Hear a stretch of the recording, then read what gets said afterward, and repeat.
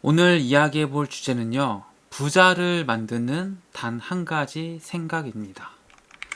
오늘 제가 여러분들께 소개해 드릴 책은요, 세계 최초 만화로 구성한 부자 아빠, 가난한 아빠입니다.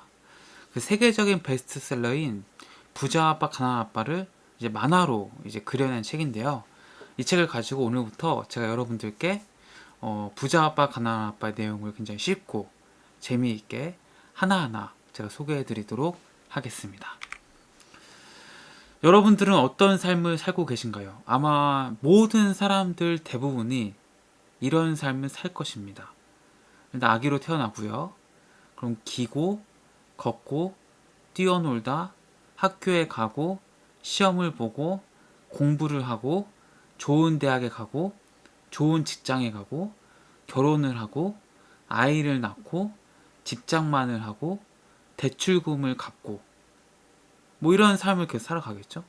아마 저도 그렇고 이 영상을 보시는 분들도 대부분은 아마 이런 삶에서 크게 벗어나지 않으실 겁니다.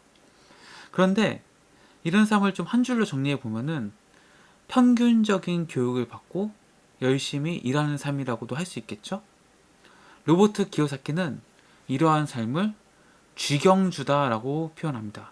쥐경주. 그러니까 쥐들이 쳇바퀴 막 돌듯이 그 쳇바퀴를 도는 그 삶을 살고 있다라는 거예요. 열심히 쳇바퀴를 돌려도 제자리죠. 근데 여기에 가장 큰 문제는 뭐냐면요, 부자가 될 수 없다라는 겁니다. 이렇게 아무리 열심히 성실하게 공부를 잘하고 좋은 대학에 가고 좋은 기업에 가도 부자가 될 수 없다라는 거예요. 실제로 이 책의 저자인 로버트 기요사키의 경우에도 두 명의 아버지가 있었습니다. 한 아버지는 이제 가난한 아빠, 또 다른 아버지는 친구의 아버지죠. 부자 아빠인데요.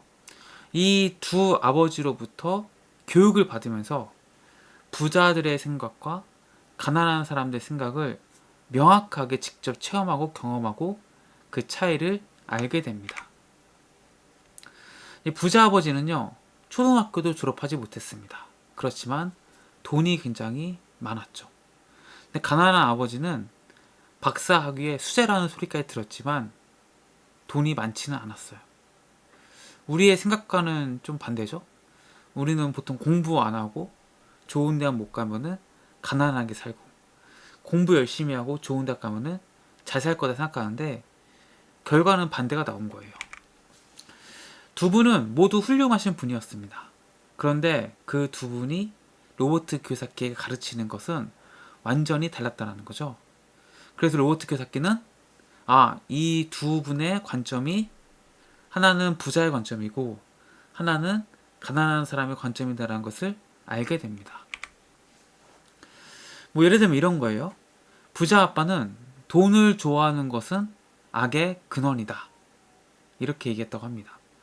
근데 부자 아빠는 돈이 부족한다는 게 모든 악의 근원이다.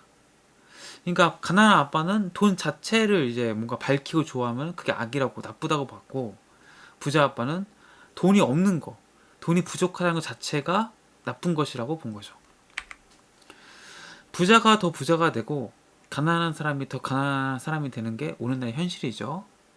이 이유가 뭐냐면요, 이게 다 돈에 대한 교육을 받지 못하거나 잘못 배웠기 때문입니다.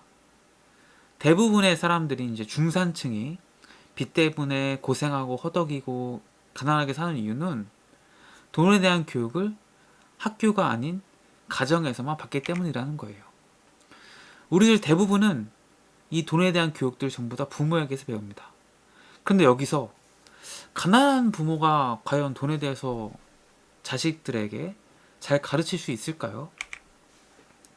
가난한 집 아이가 열심히 공부를 해서 좋은 대학에 가고 좋은 기업에 갈 수 있습니다. 우리가 흔히 우리나라 말로 개천에서 용난다 라고 얘기하죠. 그런데 이런 가난한 사람이 공부 열심히 해서 좋은 대학 가고 좋은 직장을 얻었다 하더라도 과연 돈에 대한 생각, 금전적인 계획, 이런 것들이 부자의 마인드가 되었을까요? 거기에 대해서는 교육받지 못했기 때문에 가난한 사람들의 금전적 계획과 사고방식을 여전히 갖고 있다는 겁니다. 학교에서도 돈에 대해서 가르치지 않습니다. 학교에서는 금융 지식을 무시하고 학문적이고 전문적인 기술들에만 초점을 맞춥니다. 그래서 은행원, 의사, 회계사, 변호사들이 금전적 어려움이 생기는 이유가 여기서 발생한다고 로버트 키요사키는 얘기합니다. 돈에 대한 교육이 부모에게만 맡겨졌기 때문입니다. 부모들 자체가 돈에 대해서 교육받지 못했기 때문에 자녀들에게 제대로 된 돈에 대한 교육을 할 수가 없는 거죠. 그러면 그 자녀들은 돈에 대한 교육을 마찬가지로 받지 못하거나 잘못 배우게 된다는 거예요. 그러니까 이제 로버트 키요사키가 새 글러브를 갖고 싶다고 이제 얘기를 합니다. 그러니까 가난한 아빠는 이렇게 얘기해요. 나는 그것을 사줄 여유가 없어.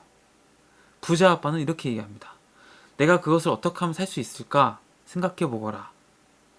이 답변이 오늘 제가 말씀드리고 싶은 핵심 내용인데요. 이 부자를 만드는 생각이 여기서 갈리게 됩니다. 이제 하나는 로버트 키요사키를 궁지로 몰아넣고요. 하나는 궁지가 아닌 생각을 하게 만듭니다.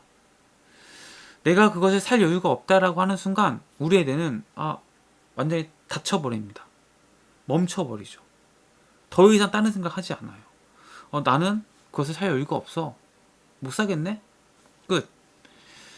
이것은 정신적인 게으름의 표시라고 로버트 키요사키는 표현해요. 근데 이 부자 아빠처럼 내가 그것을 어떻게 하면 살 수 있을까를 고민하는 순간 어떻게 되죠?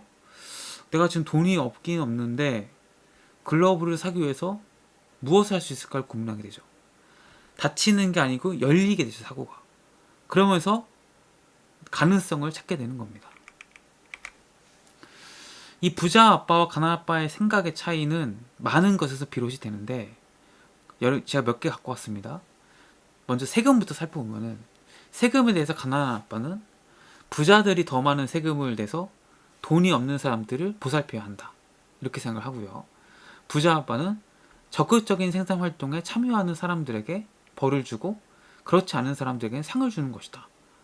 우리나라도 그렇지만 돈을 더 많이 버는 사람들에게 누진세를 매겨서 훨씬 더 많은 세금을 걷어들이죠. 그래서 부자 아빠는 이렇게 생각하는 겁니다. 공부와 직업에 대해서도 가난한 아빠는 열심히 공부해서 좋은 직장을 구해야 한다. 이렇게 생각한 반면에 부자 아빠는 열심히 공부해서 회사를 차려야 한다. 이렇게 생각을 했습니다. 돈에 대해서는 이렇게 생각했습니다.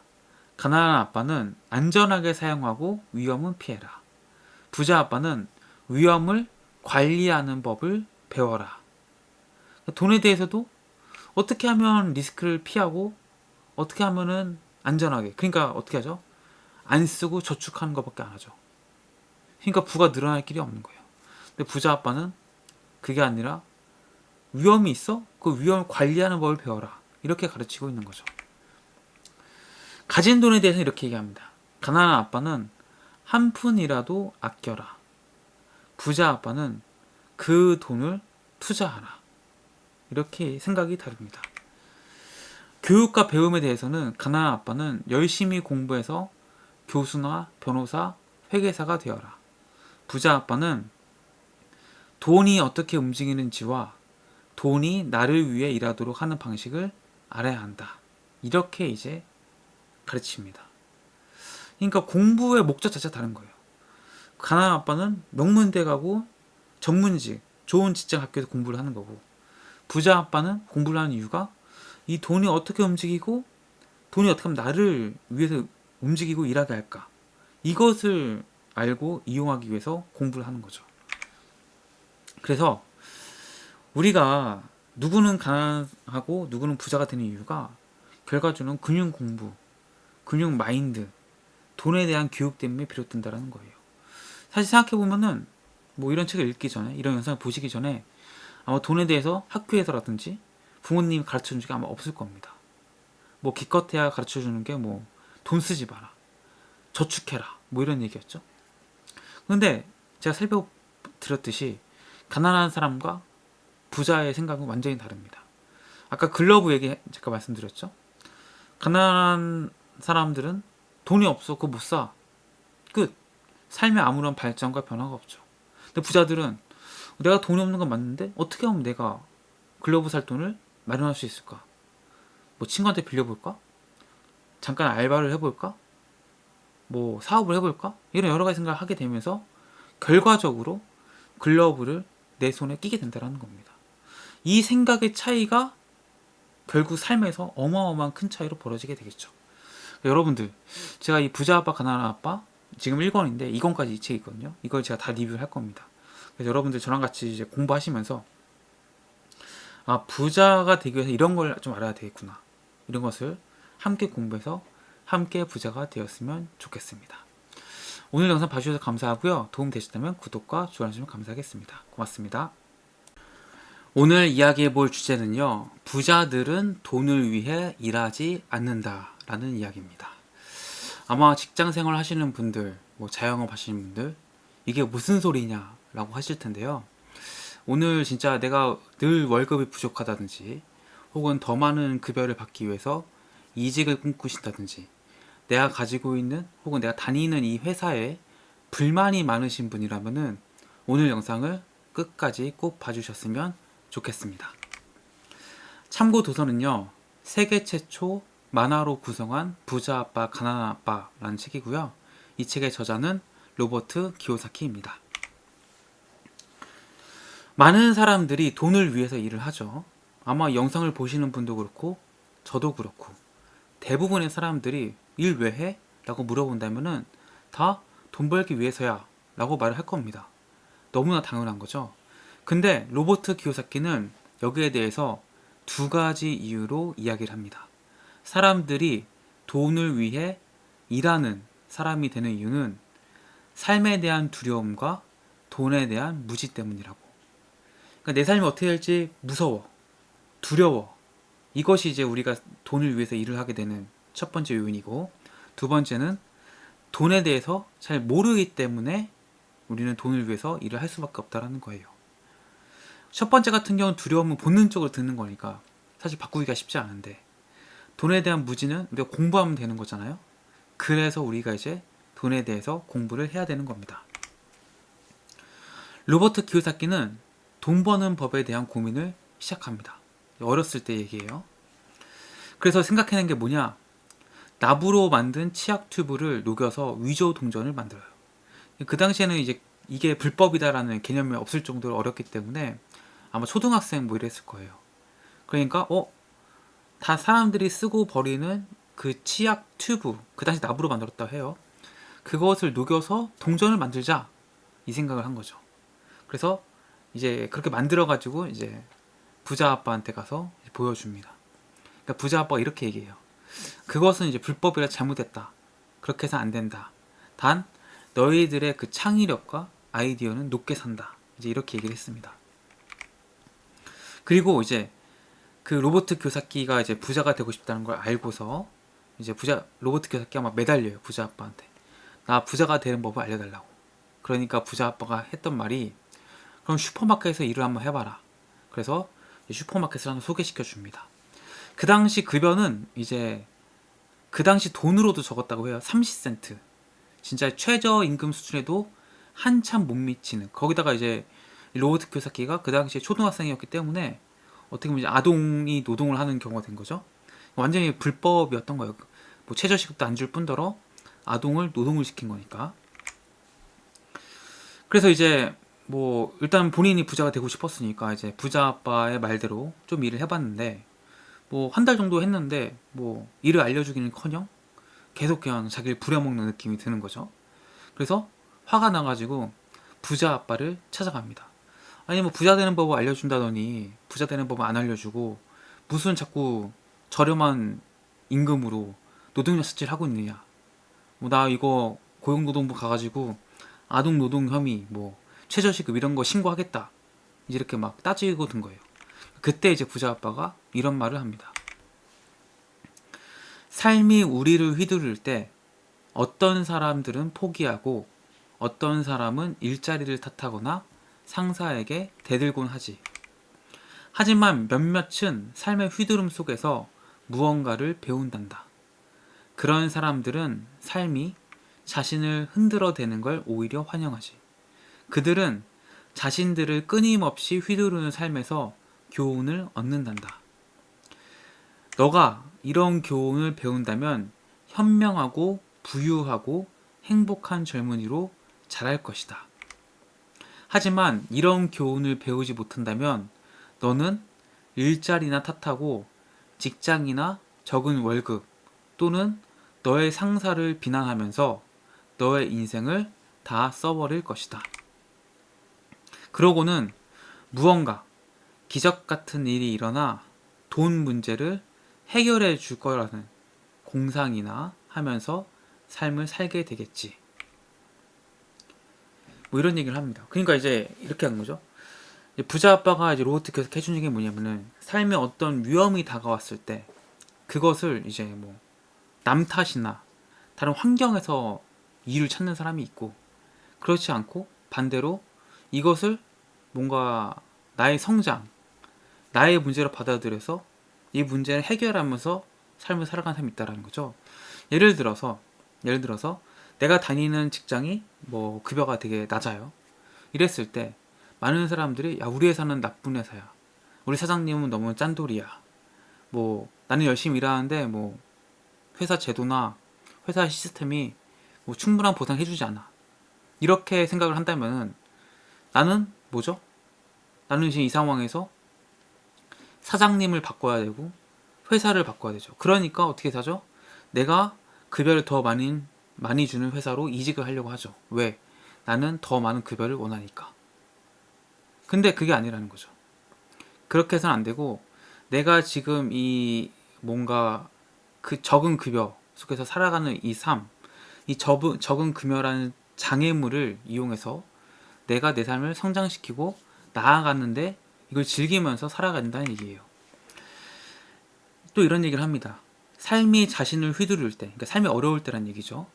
용기가 없는 사람들은 그냥 포기하겠지. 너가 그런 사람이라면 안전하게 옳은 일만 하고 절대 일어나지 않는 일에 대비하느라고 자신의 힘을 아껴가면서 평생 살게 될 거다. 그러니까 이제 내가 이런 문제가 생겼을 때 도망가거나 회피하는 사람들은 이런 위험이 다시는 생기지 않도록, 혹은 일어나지도 않을 위험에 두려워하거나 이제 뭐 무서워하거나 일어나지 않을 위험을 대비하면서 거기에 내 시간과 에너지를 다 쏟으면서 그냥 그런 삶을 살아가게 된다는 거죠. 근데 그렇지 않은 사람들은 이런 데 에너지나 시간 낭비를 하지 않고 내가 원하는 것을 이루고 성취하는데 더 많은 시간과 에너지를 쏟게 되겠죠. 그럼 결과적으로 누가 목표를 이룰까요? 누가 자신이 원하는 삶을 살게 될까요? 부자 아빠가 이렇게 얘기해요. 너는 나에게 돈 버는 법을 가르쳐 달라고 했다. 실제 150여 명의 직원 중 그런 말을 한 사람은 없었다. 단 그들은 일자리와 월급에 대해 이야기했지. 그래서 대부분 사람들은 그들 자신이 정말로 무엇을 위해 일하는지 알지 못한 채 돈을 위해 일하면서 그들 인생의 황금기를 보내버리지. 부자가 되기 위해서는 관점을 바꿔야 한다. 만약 너가 돈을 적게 준 것이 문제라고 한다면 너는 나를 바꿔야 한다. 그러나 너 자신이 문제라는 걸 안다면 너 자신을 현명하게 바꿀 것이다. 그 관점을 바꾸지 않으면 너는 어떤 것도 배우지 못할 것이다. 대부분의 사람들은 지금의 직장을 그만두고 새로운 직장, 더 많은 보수를 찾아간다. 그들은 새로운 일자리나 더 많은 보수가 자신들이 갖고 있는 삶의 문제를 해결할 거라 생각하지만 그게 해답이 아니란다. 그러니까 로버트 키요사키가 이런 얘기 하는 거죠. 내가 만약에 뭐 급여를 굉장히 적게 주는 회사를 다닌다고 했을 때, 아, 나는 뭐 돈도 많이 못 벌고 이 많은 돈을 벌지 못해서 저축도 못하고 투자도 못하고 하루하루 살아가기 바쁘고 그래도 빠듯하고 이렇게 생각을 하고 더 많이 돈을 주는 직장을 찾아서 이직을 하려고 노력한단 말이죠. 근데 로버트 키요사키의 부자 아버지는 그게 근본적인 해결책이 아니라는 거죠. 새로운 일자리나 더 많은 부수가 너가 지금 겪고 있는 삶의 문제를 해결해 주지 않을 거라는 거예요. 예를 들어서 더 많은 급여를 원한다는 것은 내가 내 삶에 더 많은 여유와 뭔가 더 내가 하고 싶은 것을 많이 할 수 있는 이런 것을 이제 원하기 때문에 더 많은 급여가 필요한 거잖아요. 근데 정말 200만 원 벌던 걸 300만 원 벌었다 해서 내가 더 많은 시간이 생기고 내가 더 할 수 있는 걸 많이 할 수 있고 할 수 있을까요? 여러분 다 아시겠지만 200만 원 버는 사람도 300만 원 버는 사람도 500만 원 버는 사람도 다 자신의 급여가 적다고 얘기하고 삶의 여유가 없다고 얘기하고 다 인생을 뭔가 망한 것처럼 이렇게 해서는 서울에 아파트도 못 산다고 하면서 나의 삶을 완전 포기하는 경우가 너무 많죠. 그러니까 궁극적으로 이거는 더 많은 급여라든지 보수의 크기의 문제가 아니라는 겁니다. 우리가 내가 지금 갖고 있는 이 삶의 문제를 어떻게 해결할 수 있을지, 진짜 이게 더 많은 급여만 받으면 해결될 문제인지, 아니면 근본적으로 이 급여라는 거가 문제가 되는 거지, 이런 모든 것을 이제 살펴보고 진짜 문제를 해결해야 된다는 얘기입니다. 그래서 우리가 삶을 살아가면서 어려움이나 실패 이런 것들을 피할 수는 없죠. 돈이 많고 적음을 떠나서 모두가 만나게 될 겁니다. 그때 이제 이 문제들을 어떤 관점으로 대처하느냐, 대응하느냐에 따라서 우리의 삶을 바뀌게 되는데, 삶의 문제를 만났을 때 문제는 상대방 혹은 환경에 있는 게 아니고 나한테 있다는 꼭 명심하셔야 됩니다. 그리고 이 문제가 있음을 깨달았을 때 이때 나 자신을 바꾸면은 그 문제가 해결되고 나의 삶은 훨씬 더 나아지고 문제가 없는 삶으로 바뀌게 된다는 겁니다. 그래서 당연히 많은 힘듦, 어려움 겪고 계실 거라 생각합니다. 저도 마찬가지, 여러분도 마찬가지. 근데 이거를 일종의 게임을 한다 생각하셔야 돼요. 우리가 스타크래프트나 뭐 이런 게임을 할 때 상대방을 이기기 위해서 막 머리를 쓰고 막 어떻게 이길까 고민하잖아요. 그리고 그 자체 게임을 하면서 굉장히 그 즐거움과 행복을 느끼잖아요. 삶의 문제도 마찬가지예요. 삶의 문제도 내가 이 문제를 어떻게 풀지, 이 풀어가는 과정 자체를 즐기고 행복하게 한다면은 그 과정에서 내 삶이 성장하고 나 자신이 성장하고 내 삶이 행복해지는 그런 결과를 얻게 될 것이고, 궁극적으로는 내가 원하는 삶을 향해서 한 발짝 한 발짝 나아가는 것을 확인하실 수 있을 겁니다. 네, 그래서 오늘 이제 이렇게 이야기 해봤고요. 오늘 영상이 도움이 되셨다면 구독과 좋아요 눌러주시면 감사하겠습니다. 고맙습니다. 오늘 이야기해볼 주제는요, 돈에 대한 두 가지 감정입니다. 사람들은 모두가 돈에 대해서 두 가지 감정을 갖게 되는데, 이 두 가지 감정 때문에 사람들이 부자가 되지 못합니다. 그래서 오늘 이 두 가지 감정을 잘 아시고 우리가 무엇을 해야 되는지 한번 잘 생각해 보셨으면 좋겠습니다. 참고 도서는요, 세계 최초 만화로 구성한 부자 아빠 가난한 아빠라는 책이고요. 이 책의 저자는 로버트 기요사키입니다. 먼저 일단 가난한 아빠가 부자가 되고 싶다니까 이런 말을 합니다. 열심히 공부해서 좋은 성적을 얻길 바란다. 크고 안정된 직장에 들어가서 돈도 많이 벌길 바란다. 우리가 흔히 많이 듣는 얘기죠. 너 공부 열심히 해서 좋은 대학 가야지 뭐 대기업 가거나 전문직 할 수 있다. 그러니까 열심히 공부해라. 이 얘기를 하는 겁니다. 근데 아마 들으시는 분도 다 아실 거예요. 그렇게 해서는 절대 우리가 생각하는 경제적 자유나 부자는 되지 못한다는 거. 부자 아빠는 이렇게 얘기합니다. 돈이 일하는 방식을 배워서 돈이 나를 위해 일하게 만들 수 있어야 한다. 그러니까 가난한 아빠와 부자 아빠의 그 답변이 좀 다르죠. 가난한 아빠는 좋은 대학 가서 좋은 직장 가져라. 근데 부자 아빠는 돈이 일하는 방식을 배워서 돈이 나를 위해 일하게 만들 수 있어야 한다. 이 두 가지가 완전히 다르다는 것을 이 답변을 통해서 우리가 알 수 있습니다. 대부분의 사람들은 돈을 통해 안정감을 느끼려고 합니다. 그래서 열정이 아닌 두려움이 이끌게 되는 거죠. 우리가 돈을 버는 이유 뭐죠? 뭔가 굶어 죽지 않으려고, 잘 먹고 잘 살고 싶어서. 이 모든 게 사실 안정감이라는 감정으로 설명할 수 있다는 거죠.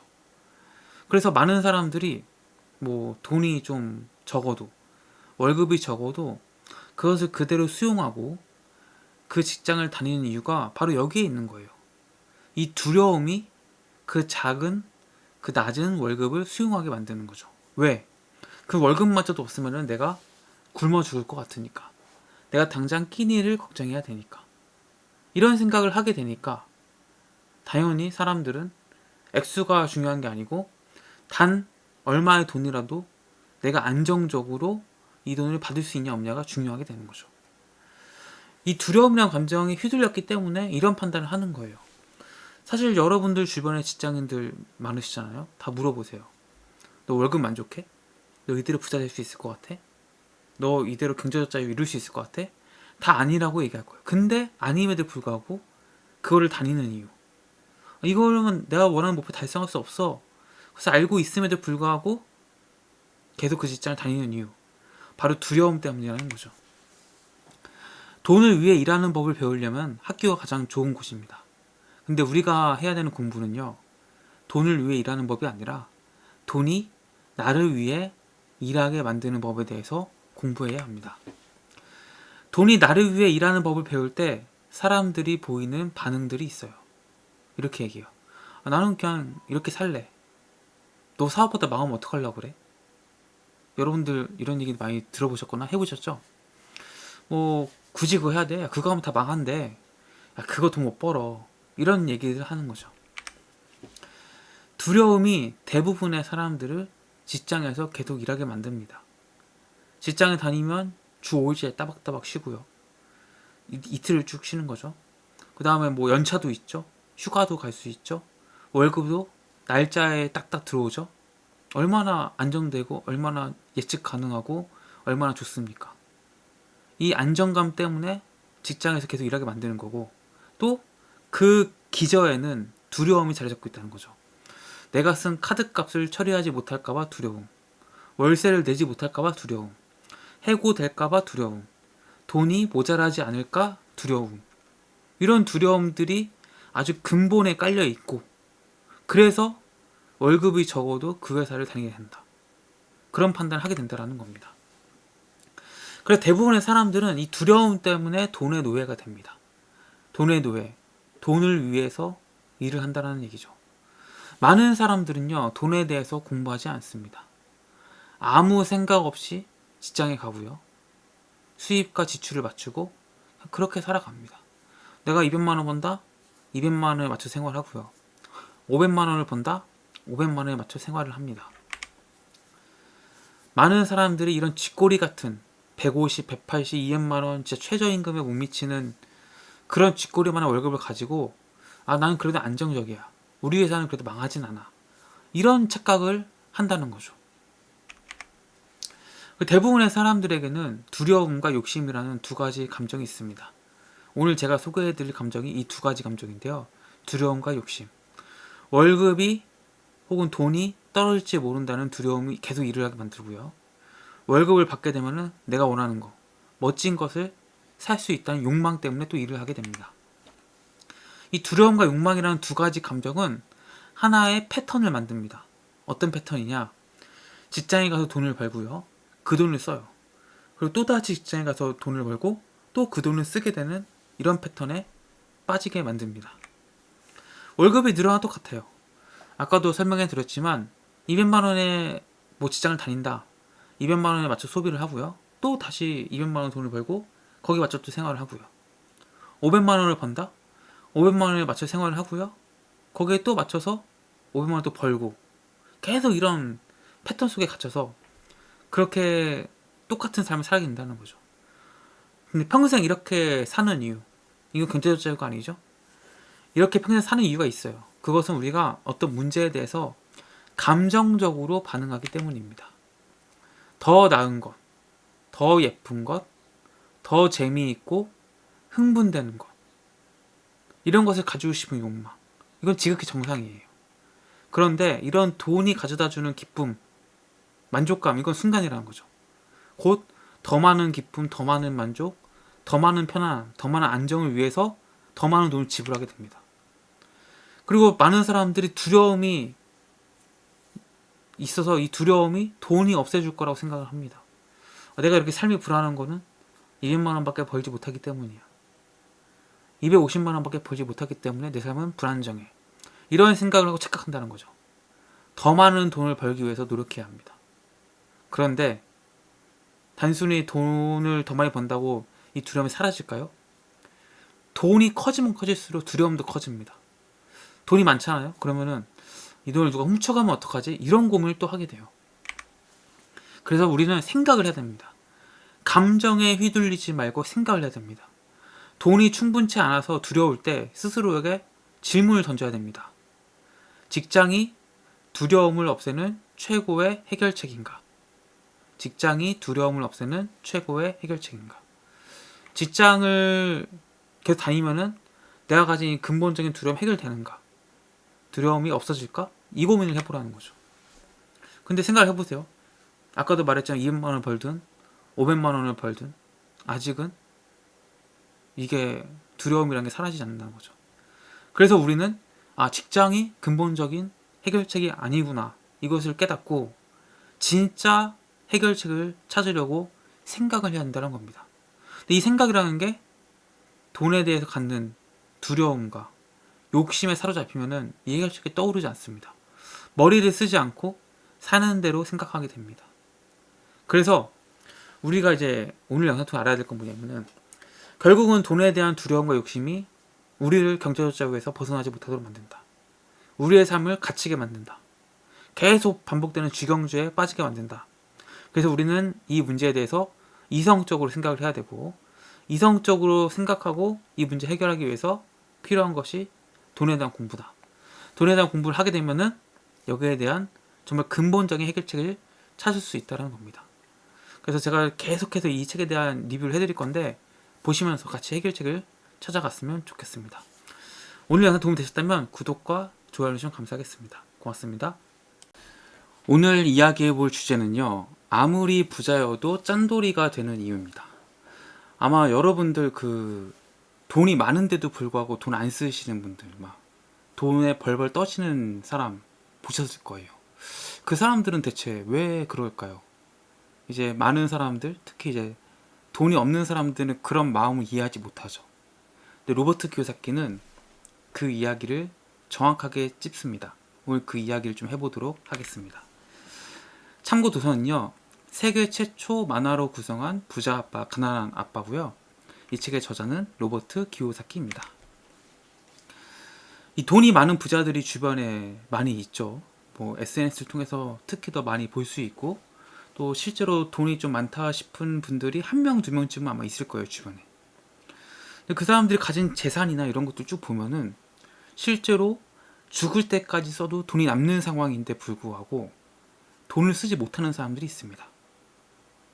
그 사람들한테 왜 돈 못 쓰냐 물어보면은 이제 그게 뭐 습관이 돼 있어서 그렇다, 뭐 그렇게 보통 얘기를 많이 하죠. 근데 그게 아니에요. 돈이 남아 돌지만 돈을 쓰지 못하는 사람들에 대해서 로버트 키요사키는 이렇게 말합니다.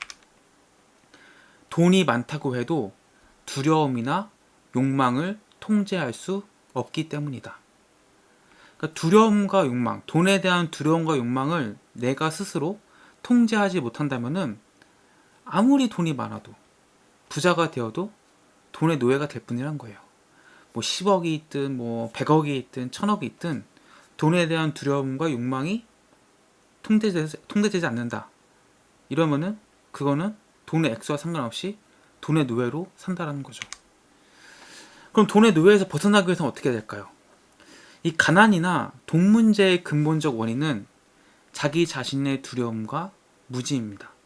자기 자신의 두려움과 무지. 그들로 하여금 함정에 빠지게 만드는 것이 이 두려움과 무지, 돈에 대한 두려움과 무지인데, 그래서 우리 막 배우려고 학교를 막 다니죠. 뭐 대학교도 가고, 뭐 경영대학원도 가기도 하고, 뭐 경제학을 공부하기도 합니다. 그런데 이게 학교에서 돈을 가르쳐주지 않는다는 게 문제가 되는 거예요. 그러니까 사람들은 돈에 대해서 교육을 받지 못하고 돈에 대해서 무지한 상태예요. 돈에 대해 모르니까 두려워할 수밖에 없게 되는 거죠. 그러면은 돈의 욕망은 우리의 생각에 어떤 영향을 미칠까요? 돈에 대한 욕망이 우리의 생각을 어떻게 만들까요? 크게 사고를 두 가지로 나눠서 생각할 수 있습니다. 감성적 사고와 이성적 사고. 감성적 사고는 무조건 벌고 보자. 번 돈 쓰고 보자. 그러니까 보통 이제 일반적인 생각이죠. 일단 돈부터 벌자. 어떻게든 돈을 많이 벌자. 그리고 뭐 번 돈을 쓰자. 뭐 이런 얘기 많이 하죠. 이성적 사고는 이런 거예요. 왜 벌지? 어떻게 써야 하지? 뭐 이런 얘기를 해야 된다는 거예요. 왜 벌지? 내가 돈을 왜 벌고 있는 거지? 이렇게 번 돈을 어떻게 써야 될까? 이런 생각 보통 안 하죠? 이게 이렇게 다른 겁니다. 대부분의 사람들은 돈에 대한 두려움과 욕망을 불리하게 사용합니다. 그래서 그들은 월급과 임금 인상, 직업 안정을 막 쫓아다니면서 살아가죠. 당나귀와 같아요. 우리가 당나귀 막 할 때 앞에 당근 같은 거 매달아 놓고 막 달리기 하잖아요. 그 당나귀와 돈을 쫓는 우리의 모습이 크게 다르지 않다라는 거예요. 당나귀는 환상을 쫓고 있고 자신이 원하는 대로 가지 못합니다. 왜? 앞에 당근만 보기 때문에 당근을 향해서만 갈 뿐이지 내가 지금 어디를 가고 있는지, 내가 뭐 어디로 향해서 막 가는 건지 달리는 건지 이런 거에 대한 생각이 전혀 없어요. 마치 돈만 벌면 돼, 월급만 많으면 돼라는 생각이 이 당나귀와 크게 다르지 않다는 거예요. 당나귀의 당근이 결국은 자동차, 명품, 집 이런 것들이에요. 서울에 아파트만 있으면 돼. 서울에 한강이 보이는 아파트만 있으면 돼. 명품 백 하나만 있으면 돼. 좋은 자동차가 있으면 돼. 이게 눈앞에 당근만 보고 큰 걸 보지 못한다는 거죠. 눈앞에 당근에서 주변으로 눈을 돌리면은 당근밭이 있을 수도 있고 당근밭을 볼 수도 있는데 오로지 당근만 쫓으면서 달려간다는 거죠. 마치 이렇게. 그러니까 눈앞에 있는 당근 때문에 주변에 널린 당근밭을 보지 못하는 겁니다. 부자 아빠는 우리의 삶이 무지와 깨달음 사이의 싸움이라고 표현했습니다. 무지하면은 두려움과 욕망을 휘둘리게 되고요. 알게 되면은 이 두려움과 욕망을 통제하고 컨트롤할 수 있게 됩니다. 꿈도 꾸지 못하고 평생 두려움에 쌓여서 인생을 보내는 것은 정말 잔인한 일입니다. 내가 뭐 하려고 하는데 무서워, 두려워. 내가 이거 하려고 하는데 무서워, 두려워. 이런 것만큼 정말 막 나쁜 건 없다라는 거죠. 인생을 두려움에 휩싸여서 살면은 아무것도 하지 못한 채 굉장히 불행한 삶을 살겠죠? 그러니까 사람들은 어떻게 생각하느냐? 내가 돈이 없어서 그래. 돈만 있으면은 난 행복하게 살 수 있어. 이렇게 이제 믿고 살아가게 되죠. 돈이 행복하게 해줄 거라 믿고 돈을 위해 일하는 것도 잔인한 일이라는 거예요. 왜? 돈에 대한 두려움과 욕망이 나를 지배하고 있기 때문에 돈의 노예가 되는 거지, 돈으로부터 인해서 내 행복이 오지는 않는다라는 거죠. 한밤중에 막 일어나서 카드 대금, 뭐 청구서 지불 생각하는 것도 끔찍하죠. 그래서 돈이 뭐 필요 없다 이런 얘기를 하는 게 아니에요. 돈 필요해요. 근데 여기서 말하는 포인트는 뭐냐? 돈의 노예가 되지 말자. 두려움과 그 감정, 이 감정에 휩싸여서 돈의 노예로 살지 말자는 거죠. 두려움과 욕망, 여기 휩싸여서. 월급의 크기로 정해지는 삶은 삶이라고 할 수 없습니다. 100만 원 벌 때는 200만 원만 벌었으면, 200만 원 벌 때는 500만 원만 벌었으면, 500만 원 벌면 월 1000만 벌었으면, 월 1000 벌면은 월 3000만 벌었으면, 월 3000 벌면은 월 5000 벌었으면 끝없다는 거예요. 평생 그렇게 돈의 노예로 사는 거죠. 그래서 월급의 크기로 정해지는 삶은 삶이라고 할 수 없다라고 로버트 교사께 얘기합니다. 직장이 안전할 거라고 생각하는 거, 이것도 역시 아닌 거 다 알고 있죠. 즉 자기 자신을 속이는 거예요. 자기 기만인 거죠. 자기 자신한테 거짓말을 하는 겁니다. 그래서 절대로 돈의 지배를 받는 삶을 살아서는 안 된다. 직장은 단기적인 해결책에 불과하고 매달 처리해야 하는 청구서를 위한 삶을 사는 거다. 이게 두려움에 휩싸여 사는 이유죠. 그래서 부자들은 돈을 위해 일하지 않는다는 거, 대신에 어떻게 하면 돈을 만들 수 있을까? 어떻게 하면 돈을 내 삶에 이용하고 돈이 나를 위해서 일하도록 만들까를 고민한다는 거예요. 그래서 우리가 해야 될 건 뭐냐? 이거 로버트 교사께가 한 말입니다. 내가 지금 놓치고 있는 건 무엇인지 자기를 돌아봐야 한다고 얘기해요. 내가 오늘 직장에 나가는 거, 회사에 나가는 거, 도대체 나는 무엇을 위해 나가는 거지? 내가 이렇게 직장을 나감으로써 잃고 있는 건 뭘까? 내가 이게 최선인가? 이게 행복한 삶인가? 나는 행복한가? 이런 것을 끝없이 물어보면서 자기 자신을 돌아보고, 우리가 또 돈에 대해서 공부해서 무지의 상태에서 벗어났을 때 욕망과 두려움을 통제할 수 있게 된다는 겁니다. 그래서 여러분도 오늘 영상 이제 보시면서 지금 내 삶 괜찮은가? 내가 지금 놓치고 있는 건 없나? 이거를 꼭 고민해 보셨으면 좋겠습니다. 오늘 영상 봐주셔서 감사하고요. 저는 다음에 또 뵙도록 하겠습니다. 고맙습니다. 오늘은 부자가 되는 유일한 법칙 한 가지에 대해서 말씀드리도록 하겠습니다. 여러분들이 이 법칙만 알아도 부자 되는 데는 전혀 문제가 없습니다. 그런데 왜 대부분 부자 되지 못하냐? 이 법칙을 모르기 때문입니다. 오늘 제가 알려드리는 이 법칙 잘 기억하셔가지고 앞으로 이 법칙에 따라서 모든 행동을 하신다면은 여러분들은 틀림없는 부자가 될 수 있다고 확신합니다. 오늘 이야기 한번 해보도록 하겠습니다. 참고 도서는요, 세계 최초 만화로 구성한 부자 아빠, 가난한 아빠입니다. 여러분들이 부자가 되고 싶다면 먼저 자산과 부채의 차이를 알고 자산을 사야 합니다. 이게 오늘 제가 이제 말씀드릴 법칙인데요. 자산과 부채의 차이를 알고 자산을 사야 한다. 이게 첫 번째 법칙이자 부자가 되는 유일한 법칙입니다. 많은 사람들이 이 돈 때문에 고생하는 것은 바로 이 자산과 부채를 모르기 때문이에요. 뭐 자산, 뭐 재산 같은 거 아니야? 부채는 빚 아니야? 나 알고 있는데? 아마 이렇게 알고 계실 건데 여러분들 잘 생각하셔야 됩니다. 그게 아닐 수 있습니다. 오늘 제가 이 자산과 부채에 대한 정확한, 어떻게 보면 좀 새로운 정의를 알려드릴 테니까 오늘 잘 공부하셔가지고 이 둘을 아주 명확하게 구분을 잘 하시길 바랍니다. 이 부자들은요, 자산을 가집니다. 반면에 가난한 사람들이나 중산층 사람들은 부채만 가집니다. 이 부자와 중산층과 가난한 사람의 차이가 딱 보이죠? 부자들은 자산을 가지고 중산층과 가난한 사람들은 부채를 가진다. 그런데 문제는 뭐냐? 중산층과 가난한 사람들은 자신이 부채를 가지는데 불구하고 이것을 자산이라고 착각한다라는 겁니다. 이 표를 이제 이해하시면은 이 자산과 부채가 명확하게 이제 이해가 가실 텐데요. 왼쪽은 자산의 현금 흐름 패턴이라는 거고 오른쪽은 부채의 현금 흐름 패턴이라는 겁니다. 왼쪽 먼저 볼게요. 왼쪽 보시면은 위에 손익계산서가 나오고 밑에 대차대조표가 나오죠. 손익계산서에는 수입과 지출이라는 칸이 있고 대차대조표에는 자산과 부채라는 칸이 있습니다. 우리가 먼저 자산의 현금 흐름 패턴을 살펴볼 거니까 이 자산이 써있는 부분부터 볼게요. 왼쪽 아래 그림을 보시면은 대차대조표에서 자산이라는 칸에서 화살표가 나오죠. 그게 어디로 가죠? 수입으로 갑니다.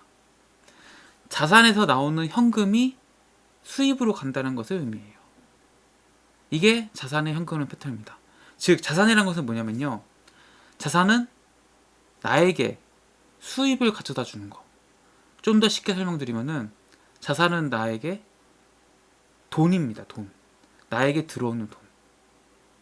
나에게 돈을 가져다 주면은 이것은 자산이라고 하는 거예요. 그럼 반대로 부채는 무엇이냐? 오른쪽 그림을 보시면은 부채는 어디로 가죠? 현금 흐름이 지출로 가죠.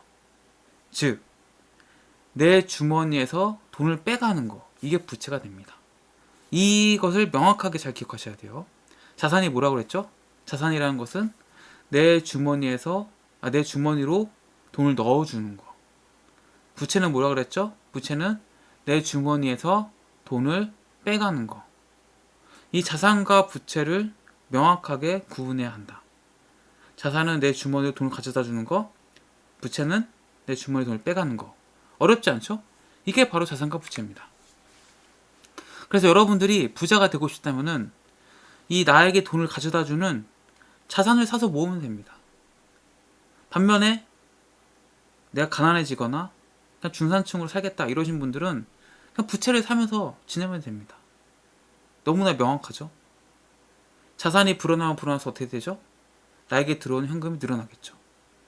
내 부채가 늘어나면 늘어날수록 어떻게 되죠? 내 주머니에 나가는 돈이 늘어나겠죠.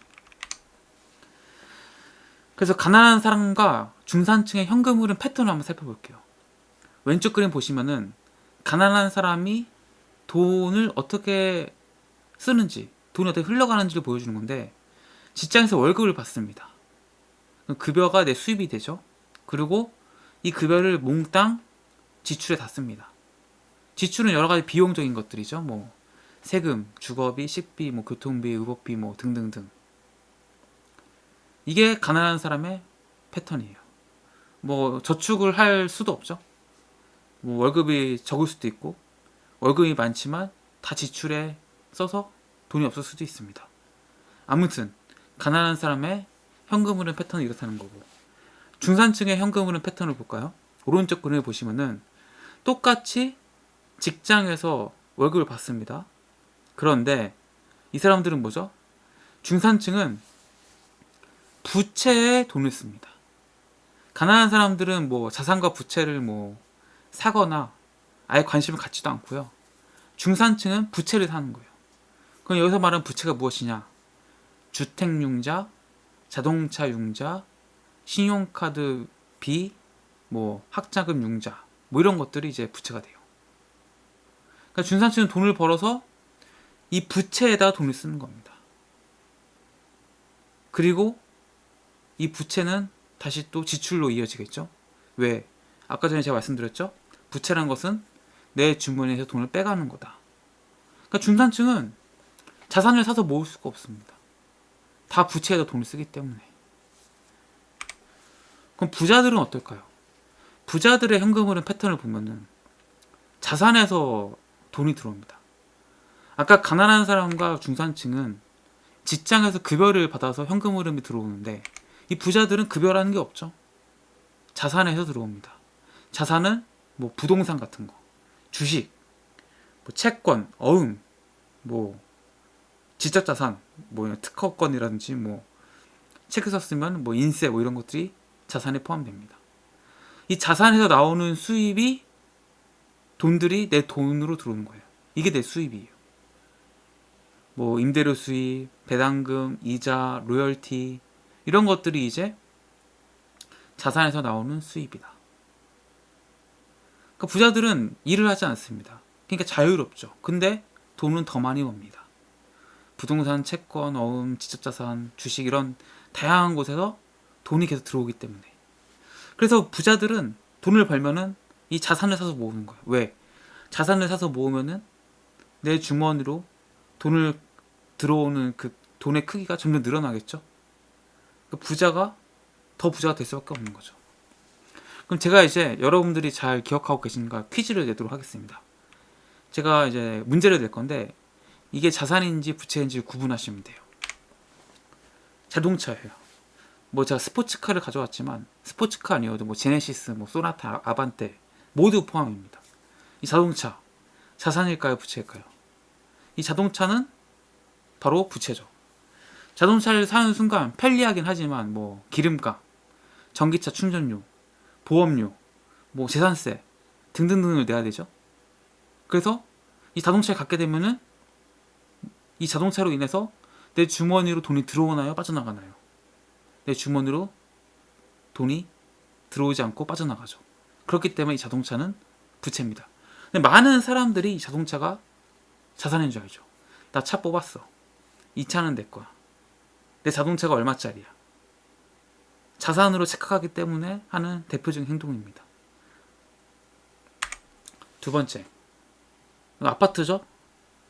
아파트인데 주상복합 아파트가 보이는데 이건 자산일까요, 부채일까요? 이 주상복합 아파트는 부채입니다. 그러니까 우리나라 사람들이 참 이게 불편한 구석 중 하나인데 명확해요. 사실은 자산은 뭐죠? 내 주머니로 돈을 가져다 주는 거. 부채는 내 주머니로 돈을 빼가는 거. 그럼 우리가 아파트를 샀다고 해볼게요. 아파트를 사면 재산세 내야죠. 건보료 오르죠. 내 돈으로 다 살 수 없으니까 부채 껴야죠. 그 이자 내야죠. 그럼 아파트를 보유함으로써 내 주머니로 돈이 들어오나요, 나가나요? 나가게 되죠. 그래서 부채인 거예요.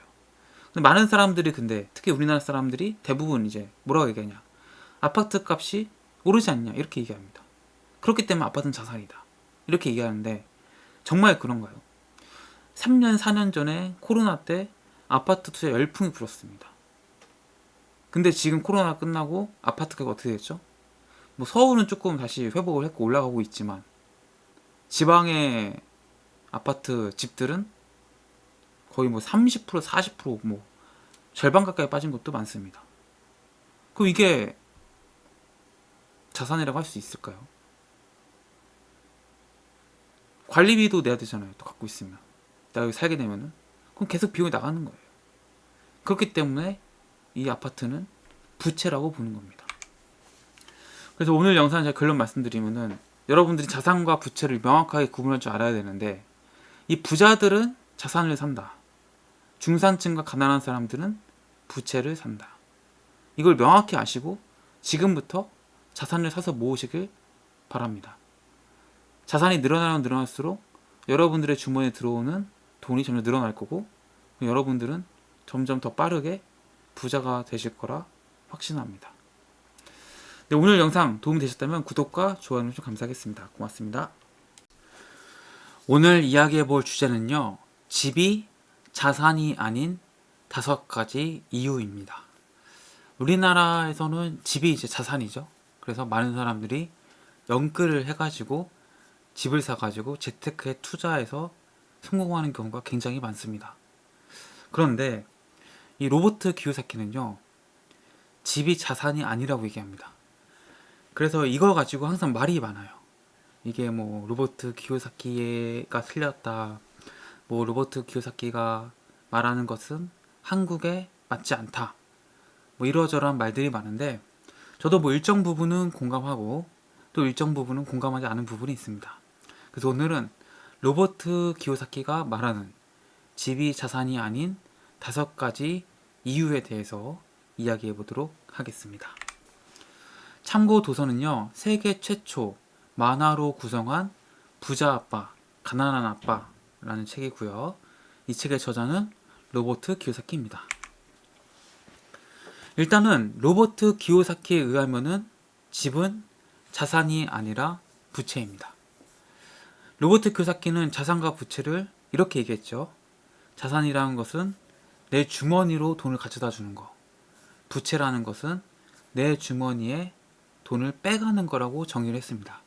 그리고 그 정의에 맞춰서 집이라는 걸 바라봤을 때 이제 집은 뭐 내 주머니에 돈을 가져다 주는 것이 아니라 돈을 빼간다는 거죠. 근데 이제 우리나라에서는 뭐 부동산 불패시나 뭐 이런 게 아직 좀 남아있다 보니까 결국은 오른다. 그래서 자산으로 인식하는 경우가 많은 것 같습니다. 좀 더 구체적으로 로버트 키요사키의 이야기를 한번 해보도록 하겠습니다. 로버트 키요사키는 집이 자산이 아닌 이유로 5가지를 꼽습니다. 먼저 첫 번째, 소유할 수 없는 집을 위해 사람들은 평생 일한다. 근데 대부분의 사람들이 내가 현금 이렇게 많아, 이 집 사야지 하고서 모든 현금만 가지고 사는 경우는 없죠. 다 이제 대출을 껴서 집을 사게 됩니다. 평생에 한 번, 두 번 뭐 이 정도 사는 거죠, 사실은. 그리고 그 대출의 뭐 기한은 뭐 30년, 40년 이렇게 수십 년 동안 그 빚을 갚는 대출 계약을 맺어서 돈을 빌려서 집을 삽니다. 그리고 이 대출 다 갚지 않죠? 이 대출을 갚다가 또 다시 집을 팔아가지고 또 다른 대출을 받아서 또 다른 집을 사죠. 이렇기 때문에 사람들은 소유할 수 없는 집을 위해서 평생 일한다는 거죠. 한 번도 내 소유인 적이 없어, 사실은. 명의만 내 거지 뭐 은행 돈이 훨씬 더 많고. 그래서 일단 집은 자산이 아니라 부채라는 겁니다. 뭐 빚덩이니까 사실은 빚일 수밖에 없죠. 두 번째, 융자금 상환의 이자에 대해 세금 감면을 받지만 그 밖의 다른 지출에 대해서는 세금을 공제하고 모두 지불해야 한다. 이것은 이제 조금 우리나라 세법하고는 안 맞을 수도 있다는 생각이 들긴 들어요. 근데 미국의 이제 관점에서 봤을 때 이제 비용적인 처리 부분이 뭐 이제 그렇게 많이 해주지 않는다, 뭐 이런 얘기를 하는 것 같은데 우리나라에서는 이제 뭐 일반인이 그냥 집을 사는 거와 사업자를 통해서 뭐 주택 매매 사업자나 임대 사업자로 사는 거랑은 또 그 세금 처리 기준이 다르기 때문에 여기서 뭐 다 말씀드리긴 어렵지만 아무튼 이 부분은 조금 이제 로버트 키요사키 미국에 살기 때문에 미국에 좀 더 가깝지 않나 이 생각을 해봅니다. 세 번째, 어마어마한 재산세가 있다. 로버트 키요사키의 장인 장모님은 집의 재산세로 한 달에 1,000달러씩 냈다고 합니다. 이미 은퇴를 했기 때문에 갑자기 그 1,000달러가 생길 리가 없죠. 그러니까 상당한 부담이 됐다는 거예요. 우리나라에서도 종부세라는 부동산 세금 중에서 특히 센 세금이 있죠. 꼭 종부세가 아니더라도 일반 재산세에도 당연히 내야 되고요. 이런 관점에서 이 집은 가지고 있게 되면은 내 주머니에 돈을 빼가기 때문에 이것은 지분 부채라는 거죠. 네 번째, 집값이 항상 오르는 것은 아니다. 70만 달러에 팔릴 집에 100만 달러의 전환금을 가지고 있는 사람도 있다. 그러니까 이제 이 부분에 대해서 이제 생각이 달라서 로버트 키요사키의 말이 이제 설득이 되느냐 안 되느냐인데, 우리나라는 이제 고도의 경제 성장기를 계속 거쳐왔고 약간의 뭐 등락이 있었지만 장기적으로 봤을 때 우상향을 했다는 거죠. 그러니까 집값은 뭐 꾸준히 오른다. 뭐 요즘에 뭐 인구가 감소하거나 뭐 지방이 어렵다고 하더라도 서울, 특히 강남 뭐 이런 이제 특정 지역의 부동산은 오를 수밖에 없다라는 믿음을 가진 경우가 많죠. 그러다 보니까 집은 가지고 있으면 오르게 되어 있고 그렇기 때문에 집은 자산이다라고 생각하게 되는 거죠. 근데 뭐 경험해 보셨지만 지금도 많이 고점 대비 많이 떨어졌죠. 지금도 부동산 통계 같은 거 보면은 뭐 고점 대비 40% 떨어진 것도 있습니다. 그래서 집값이 항상 오르는 것은 아닌 건 맞아요. 근데 불패 신화를 이제 생각하시는 분들은 장기적으로 우상향한다는 거. 그래서 집을 자산이라고 생각하는 거죠. 근데 로버트 키요사키는 분명하게 말합니다. 집은 자산이 아니다. 항상 오르지 않기 때문에. 다섯 번째, 무엇보다 가장 큰 손실은 놓쳐버린 기회이다. 돈이 전부 집에 묶여 있으면은 수입이 자산에 더해지는 게 아니라 지출로 빠져나가기 때문에 더 열심히 일할 수밖에 없다는 거죠. 그러니까 내가 가진 모든 돈과 부채, 융자를 받아서 그걸 다 집 하나에 넣었어요. 그럼 어떻게 되죠? 그럼 나는 열심히 월급 받아가지고 그 이자 내는데 다 돈을 쓰게 되는 거죠. 그럼 나는 열심히 일을 할 수밖에 없게 되죠. 뭐 다른 투자나 다른 걸 해볼 시간이 이런 게 없어요. 여유가 없어요. 오로지 그냥 집만을 위해 사는 삶이 되는 거죠. 그렇기 때문에 집은 자산이 아니라 부채라고 로버트 키요사키는 얘기하고 있습니다. 그러니까 그런 부채를 없애기 위해서 어떻게 보면 부채에 발목 잡혀서 내 삶을 살지 못하게 되는 거죠. 그리고 이제 보통 이제 뭐 사회 초년생은 집을 당연히 못 사고 결혼을 하고 나서 이제 다른 투자를 하지 않고 비싼 집을 사서 그 집에 대한 부채를 갚아나가는 방식으로 재테크를 하는 경우도 있는데, 초반에 투자하지 않고 비싼 집을 살 경우에 세 가지 악영향이 인생에 미치게 된다는 거예요. 첫 번째, 시간의 손실. 그동안 집 말고 다른 자산의 그 가치, 가격이 훨씬 더 높아질 수 있다는 거죠. 두 번째, 추가적인 자본의 손실. 집과 관련된 많은 유지 비용이 들어가게 되죠. 근데 이게 지출로 나가지 않고 투자가 될 수도 있었던 건데 집을 샀기 때문에 지출이 된다는 겁니다. 세 번째, 교육의 손실입니다.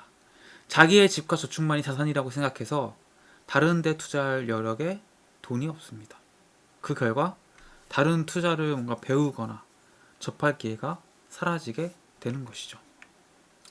그래서 오늘 이제 제가 집이 자산이 아닌 5가지 이유를 설명해 드렸는데요. 여러분들 잘 한번 생각해 보세요. 로버트 키요사키가 꼭 맞다라는 말을 하고 싶진 않습니다. 다만 집이 최고의 재테크 방법이다라든지 집은 무조건 오를 수밖에 없다라고 생각을 하신다면은 앞으로 펼쳐질 그 미래에는 그게 좀 안 맞을 수 있다는 생각이 듭니다. 인구 감소, 뭐 지방 소멸, 뭐 여러 가지가 고령화, 저출산 여러 가지가 맞물려서 앞으로 경험해보지 못한 새로운 세상이 열릴 수 있거든요. 그래서 뭐 집이 무조건 자산이다 부채다 이걸 얘기하고 싶기보다는 로버트 키요사키가 하는 말을 좀 주목하고 싶어요. 로버트 키요사키는 결과적으로 내 주머니로 돈을 가져다 주는, 나에게 돈을 가져다 주는 자산들을 늘려라. 그러면 부자가 된다. 이 말을 하고 있는 거거든요. 그래서 뭐 집을 사라 마라 이게 아니라 내가 지금 사는 것이 자산인지 부채인지 정도는 구분하셔서 자산을 사서 모으실 것을 권해드리고 있습니다. 오늘 영상 도움이 되셨다면 구독과 좋아요 눌러주시면 감사하겠습니다. 고맙습니다. 오늘은 99%의 사람들이 경제적 어려움을 당하는 그 본질적인 이유에 대해서 한번 이야기를 해보려고 합니다. 참고 도서는요, 세계 최초 만화로 구성한 부자 아빠 가난한 아빠라는 책이고요. 이 책의 저자는 로버트 기요사키입니다. 로버트 기요사키는 부자 아빠 가난한 아빠라는 전 세계적 베스트셀러로 굉장히 유명하신 분이죠. 이분이 말하는 대부분의 사람들이 가난한 이유, 오늘 아마 이야기 들으시면은 내가 이걸 해야겠구나라는 것을 아시게 될 겁니다. 먼저 사람들이 살아가면서 경제적 어려움을 당하는 이유가 무엇일까요? 뭐 여러 가지를 말씀하실 수 있겠지만 로버트 기요사키는 이렇게 얘기합니다. 평생 남을 위해서 일하기 때문이다. 평생 남을 위해서 일을 하기 때문에 내가 부자가 되지 못하고 다른 사람이 부자가 되는 거죠. 누가 부자가 되죠? 내가 일해주는 사람이, 내가 그 사람의 일을 대신 해줘서 나는 부자가 못 되고 그 사람은 부자가 된다. 물론 이 얘기가 많은 사람들에게 좀 불편할 수 있어요. 왜냐하면 대부분의 사람들은 월급을 받고 살아가기 때문에. 하지만 그렇다고 현실을 외면하면 안 되죠. 오늘 그 현실적인 얘기를 좀 해보도록 하겠습니다. 그래서 부자가 되고 싶으면은 남의 일을 하는 것이 아니라 내 일을 해야 됩니다. 쉽게 얘기하면 자기 사업을 해야 됩니다. 현재의 교육제도는 젊은이들이 학문적 기술을 익혀서 좋은 직장에 취업을 하는데 초점이 맞춰져 있습니다. 제가 학교 다닐 때도 취업률이 몇 %고 전문직 자격증을 얼마나 땄고 얼마나 좋은 직장에, 얼마나 큰 직장에, 얼마나 안정적인 직장에 몇 명이 합격했느냐 이런 것들이 막 플랜카드 걸리고 이랬거든요. 그러니까 우리나라의 교육 체제, 다른 나라도 마찬가지겠지만 대학의 교육이 더 이상 뭔가 공부를 하고 학문을 막 추구하고 이런 게 아니라 취업이라는 어떻게 보면 그 수단이 되어버린 거죠. 취업을 하기 위해서 좋은 대학을 가고 거기서 졸업장을 가지고 혹은 라이센스나 스펙을 쌓아가지고 좋은 직장을 가는 곳이 대학이 됐습니다. 모든 교육제도가 지금 우리나라는 그렇게 되어 있는 거죠. 그래서 이런 얘기 많이 들어보셨을 거예요. 나는 경력 10년의 엔지니어입니다. 경력 15년의 경찰관입니다. 20년 경력의 아티스트입니다. 경력이 많이 쌓이면 그만큼 그 분야에 숙련되었고 전문가라는 것은 맞죠. 근데 월급을 받는다는데 그 측면에서는 결코 경제적 자유, 경제적으로 어려움을 극복하기가 어렵다라는 거죠. 그래서 부자가 되는 첫 번째 법칙에 대해서 제가 1권 리뷰할 때 소개해드렸죠. 부자가 되는 첫 번째 법칙은 자산과 부채의 차이를 알고 자산을 사라는 게 첫 번째 법칙이었고, 그래서 이제 수입에만 신경을 쓰고 이 자산을 취득하지 못하면은 그 수입으로 자산을 취득하지 않고 엉뚱한 걸 산다든지 부채를 산다거나 비용으로 다 써버리면은 결국은 내가 돈을 아무리 많이 벌어도 월 1,000만 원 이상을 버는 전문직이든 좋은 직장에 다니는 직장인이든 뭐든 간에 다른 사람의 배만 불려주는 꼴이라는 겁니다. 사실 가난한 사람들과 중산층의 사람들, 즉 대부분의 사람들이 안정을 추구하는 이유가 있죠. 그것은 바로 재정적 기반이 없기 때문입니다. 재정적 기반이 없기 때문에 그 월급에 더 목을 맬 수밖에 없고 그래서 더 직장에 매달릴 수밖에 없습니다. 맞아요. 그건 현실적인 얘기입니다. 하지만 이것은 이제 사회 초년, 내가 직장을 좀 이제 처음 다닐 때 한 5년 정도 여기에만 해당되는 이유지, 5년 이후에는 내가 직장에서 받는 월급을 통해서 내 재정적 기반을 만들 수 있습니다. 그렇기 때문에 이런 내가 아무것도 가진 게 없어, 나는 흙수저야, 이래서 나는 월급을 받을 수밖에 없고 직장 생활을 할 수밖에 없어, 이렇게 얘기하는 거는 핑계라는 거죠. 이런 현실 속에서 직장인일수록, 월급을 받는 사람일수록 더더욱 나의 재정적 기반, 나의 자산에 더 많은 관심을 가지고 그것들을 사서 모아야 된다는 겁니다. 이게 뭐 평상시엔 괜찮아요. 경제가 막 호황이고 이럴 때는 뭐 기업에서도 이제 막 인센티브도 주고 보너스도 주고 막 주 5일제 52시간 근무제 뭐 휴가도 많이 주고 뭐 연차도 자유롭게 쓸 수 있고 하니까 뭐 만족할 만해요. 뭐 제 주변에 보더라도 좋은 직장 다니는 친구들은 보면은 와, 이 정도 워라밸에 그 정도의 돈을 받는다고? 뭐 충분히 안주하고 만족할 만해요. 근데 문제는 언제 생기느냐? 경제가 어려워지면 생깁니다. 경제가 불경기로 돌아서면은 철밥통이라고 생각했던 회사에서 구조조정이 시작이 되고 여기서 이제 현실을 알게 되는 거죠. 막 사람들이 막 잘리고 막 더 이상 내가 아무리 능력이 있고 더 다니고 싶어도 다닐 수가 없는 그런 상황이, 그런 현실이 펼쳐진다라는 거예요. 그래서 자기 사업을 해야 됩니다. 열심히 일하고 진짜 자산을 사는 겁니다. 내일을 진짜 내가 모든 몸을 다 바쳐서 열심히 일하고 빠르게 자산을 사서 모을 때 경제적 자유에 도달할 수 있다는 거죠. 다른 사람들, 대부분의 사람들은 내 사업을 하는 게 아니고 다른 사람의 사업을 돕죠. 예를 들어서 삼성전자를 다닌다. 이재용의 사업을 돕죠. 이재용의 그 반도체 사업을 돕고 열심히 일하고 그 돈을 그냥 다 써버리죠. 그래서 부가 축되지 않는 겁니다. 부자가 되고 싶다면은 지출을 줄이고, 월급쟁이라도 지출을 줄이고 부채를 줄이고 부지런히 안전한 자산 기반을 쌓으셔야 됩니다. 그러면 월급쟁이, 직장을 다니는 사람들도 다 부자가 될 수 있어요. 시간이 좀 걸린다 뿐이지. 근데 대부분은 거기에 안주하고 버는 돈을 그대로 다 쓰거나 혹은 자산과 부채를 구분하지 못해서 자산을 사야 되는데 부채를 사는 그런 현실이 나온다라는 거죠. 그래서 로버트 키요사키가 자기 사업을 하라는 말의 의미는 꼭 뭐 내가 어떤 기업을 만들어서 뭐 내가 뭐 음식점을 막 창업하고 뭐 물론 뭐 내가 음식을 잘 만들고 그런 서비스 산업에 내가 관심이 많고 잘하면 상관없지만 사실 리스크가 크긴 크거든요. 그럼 뭐 어떻게 하라는 거냐? 자기 사업을 하라는 말의 의미는 튼튼한 나의 자산 기반을 만들라는 뜻입니다. 그게 뭐 음식점이 될 수도 있고요. 뭐 어떤 쇼핑몰이 될 수도 있고요. 아니면 내가 뭐 부동산 임대업자가 될 수도 있고요.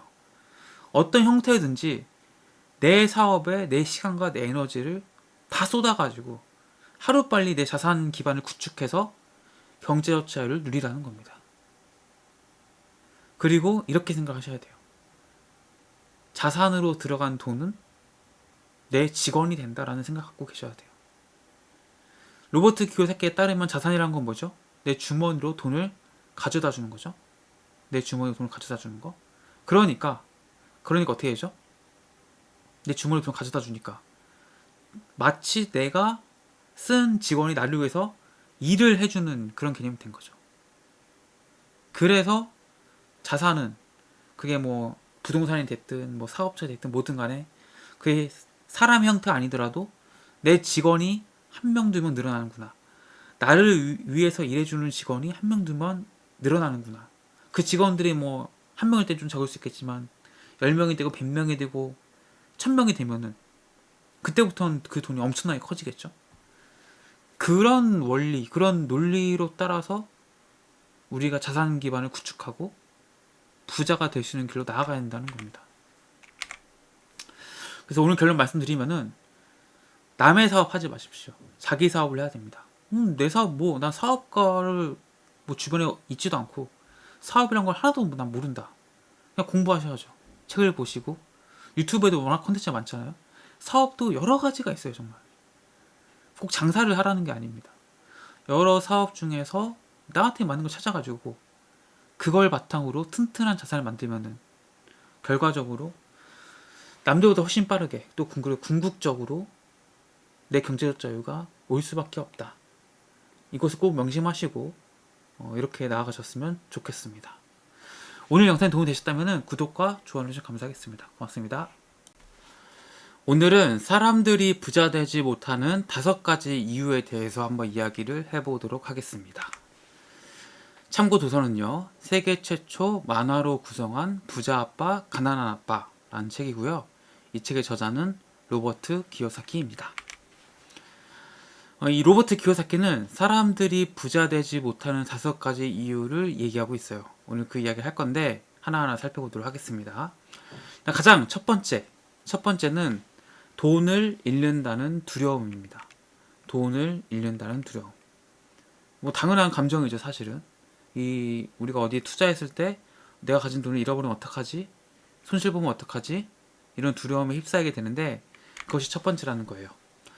투자를 해본 적이 없거나 돈을 잃은 적이 없는 사람들 중에서 사실 부자는 드뭅니다. 그러니까 대부분의 부자들은 전부 다 투자를 해서 뭐 돈을 잃어본 경험이 다 있다라는 거죠. 그래서 이거는 사실 부자냐 아니냐를 떠나서 모두가 갖고 있는 두려움이기도 합니다. 그리고 누구나 갖게 되는 감정이기도 하죠. 그런데 이제 중요한 거는 뭐냐?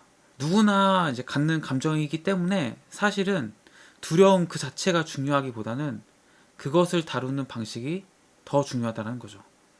실패를 다루는 방식이 문제라는 거예요. 그러니까 부자와 가난한 사람의 차이는 두려움을 느끼느냐, 느끼지 않느냐가 아니라 이 두려움을 어떻게 다루느냐, 실패를 어떻게 다루느냐가 가른다는 거죠. 그 실패를 어떻게 잘 다루는 사람은 부자가 되는 거고, 실패를 다루지 못하는 사람은 가난한 사람이 된다는 겁니다. 부자들은 실패에서 교훈을 얻습니다. 실패는 승리의 원동력이 되죠. 그런데 이제 실패를 받아들이지 못하는 이제 가난한 사람들의 특징을 보면은 이 실패에 짓눌리죠. 짓눌려서 아무것도 하지 못합니다. 투자도 안 하고요. 아무것도 못하니까 결과적으로 어떻게 되죠? 결과적으로는 아무 일도 일어나지 않고 계속 그 가난한 상태에 살게 되는 겁니다. 그거를 로버트 기요사키 이렇게 표현했습니다. 실패는 승자에게 힘을 주고 패자에게 짐을 지운다. 두 번째 이유는 냉소주의입니다. 검증되지 않은 의심과 두려움이 냉소주의를 만든다는 건데요. 냉소주의자들은 비판을 하고 승리자들은 분석을 한다고 합니다. 그러니까 냉소주의 하면 뭐 이런 거죠. 야, 이거 투자하면 돈 많이 번대. 한번 봐봐. 야, 아파트 투자하면은 돈 많이 번대. 한번 공부해봐. 이러면은 가난한 사람들, 냉소주의자들은 어떻게 얘기하죠? 야, 뭐 그 아파트 뭐 나가 다 알고 있는데 그거 돈 안 돼. 그거 안 올라. 야, 아파트 시대 끝났어. 뭐 이런 게 이제 냉소주의자들의 반응이죠. 그 승리자들은 어떻게 하느냐?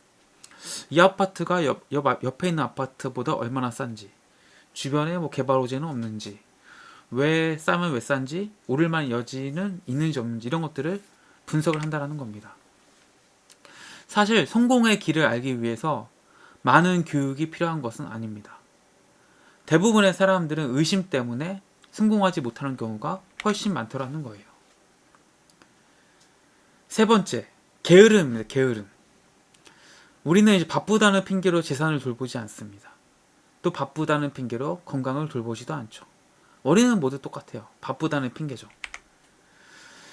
사람들은 마주치지 않은 무언가를 피하기 위해서 그렇게 바쁜 채로 내버려 둔다라는 겁니다.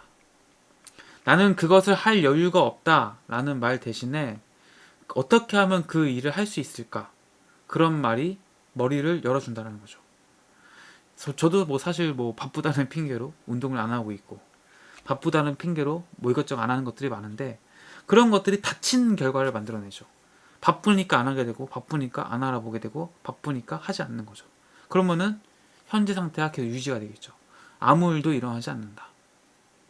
근데 내가 생각을 바꿔가지고 이것을 뭐 바쁘다는 핑계 대지 않고 어떻게 하면 내가 운동을 할 수 있을까? 어떻게 하면 내가 부자가 될 수 있을까? 이렇게 열린 두뇌를 갖게 되면, 열린 머리를 갖게 되면 어떻게 되죠? 거기에 대한 답을 찾게 된다는 거예요. 네 번째, 습관입니다. 습관이 행동을 통제한다. 습관의 중요성은 여러분들 뭐 다 아실 거라 믿어요. 부자들의 습관과 가난한 사람의 습관이 다르다는 책도 실제로 있고요. 그래서 사실 습관이라는 것은 행동을 말하는 거잖아요. 똑같은 것을 보고서 우리는 저마다 다른 행동을 하게 되는데 그 이유에는 그 깊은 기저에는 바로 습관이 자리 잡고 있기 때문입니다. 다섯 번째는 오만함입니다. 오만함. 내가 아는 것이 내게 돈을 벌어준다. 그래서 내가 다 안다고 생각하는 순간 그 오만함이 결국에는 돈을 잃게 만들죠. 내가 잘 모르는 것, 내가 알지 못하는 것은 중요하지 않다라고 생각하는 게 일반적인 사람들의 생각입니다. 그래서 이런 오만함이 여러분들 투자를 하는 데 있어서 혹은 내가 부자가 되는 데 있어서 가장 큰 걸림돌이 되게 됩니다. 그러니까 우리가 이런 말 하잖아요. 조금 아는 게 굉장히 독이 되는 경우가 많아요. 내가 뭐 그거 다 알아왔어. 내가 그거 알고 있는데. 나 그거 알고 있어. 더 이상 알아보지 않죠. 상황은 계속 변하고 시대는 바뀌고 있는데 내가 과거에 습득한 그 지식에 사로잡혀서 그게 전부인 것처럼 착각을 하는 거죠. 이미 편견과 선입견이 가득한 거예요. 그러니까 어떻게 되죠? 과거의 눈으로 그걸 바라보니까 잘못된 시선, 왜곡된 시선으로 그걸 바라보고 있으니까 거기서는 어떤 기회도 생기지 않게 되는 거죠. 그래서 이런 오만함이 사실 제일 무섭습니다. 근데 오만함은 많이 알면 알수록 사실 사람은 겸손해지거든요. 조금 할 때 이 오만함이 굉장히 커지는 경우가 많아요. 그래서 끊임없는 공부, 겸손한 마음으로 내가 혹시 놓치고 있는 거 있지 않을까? 내가 혹시 모르고 있는 거 있지 않을까? 이런 겸손한 마음으로 세상을 바라보고 내가 모든 것들을 쳐다볼 때 거기서 기회가 생긴다라는 거예요. 그 5가지 말씀드렸는데 사람들이 부자가 되지 못하는 5가지는 두려움, 냉소주의, 게으름, 습관, 오만합니다. 반대로 얘기하면은 이 5가지만 여러분들이 바꾸면은 저도 바꾸면은 부자가 될 수 있다는 건데요. 사실 뭐 바꾸기 쉽지 않죠. 첫 번째는 몰라서 못 바꾸고 두 번째는 알더라도 이미 우리의 생각하는 방식이나 행동들이 습관화가 되어서 바꾸기가 어렵습니다. 하지만 우리가 계속 공부를 하는 이유는 한 번 들어서 듣고 나서 잊어버릴 수 있어요. 근데 이걸 2번 듣고 3번 듣고 5번 듣고 10번 듣고 20번 들으면 어떻게 되죠? 그러면 이제 우리가 뇌가 바뀌기 시작하죠. 뇌가 바뀌면은 어떻게 되죠? 행동이 바뀝니다. 행동이 바뀌면 습관이 바뀌게 되겠죠. 그렇게 이제 부자가 되는 거죠. 어떻게 보면 뭐 이 책 한 권을 보는 거, 이 짧은 영상을 보는 게 아무것도 아닌 것 같지만 이게 이제 내 뇌를, 내 삶을 0.0001% 바꾼다. 이 마음으로 차곡차곡 쌓아가는 거죠. 그러면 어느 순간 기회가 보이게 되고 그 기회를 잡아서 우리가 뭐 큰 돈을 벌든 경제자유를 얻든 그런 결과를 맞이하게 된다는 거죠. 그래서 이런 거 하나하나 챙겨 듣는 거, 이런 책들을 보는 것 자체가 이미 이전과는 다른 행동들을 하는 거고 그게 새로운 습관을 만드는 것이다. 그 습관들이 결국 나를 경제적 부로 이끌어 줄 것이다라는 믿음을 갖고 저와 함께 계속 공부해 나갔으면 좋겠습니다. 오늘 영상 도움이 되셨다면 구독과 좋아요 주시면 감사하겠습니다. 고맙습니다. 오늘 이야기해 볼 주제는요. 금융 천재성을 깨우는 10가지 단계입니다. 로버트 기요사키가 말하는 우리 안에 있는 금융 천재성을 깨우기 위한 10단계인데요. 오늘 이 10단계 중에서 1단계에서 3단계까지 한번 이야기를 해보도록 하겠습니다. 참고 도서는요. 세계 최초 만화로 구성한 부자 아빠, 가난한 아빠라는 책이고요. 이 책의 저자는 로버트 기요사키입니다.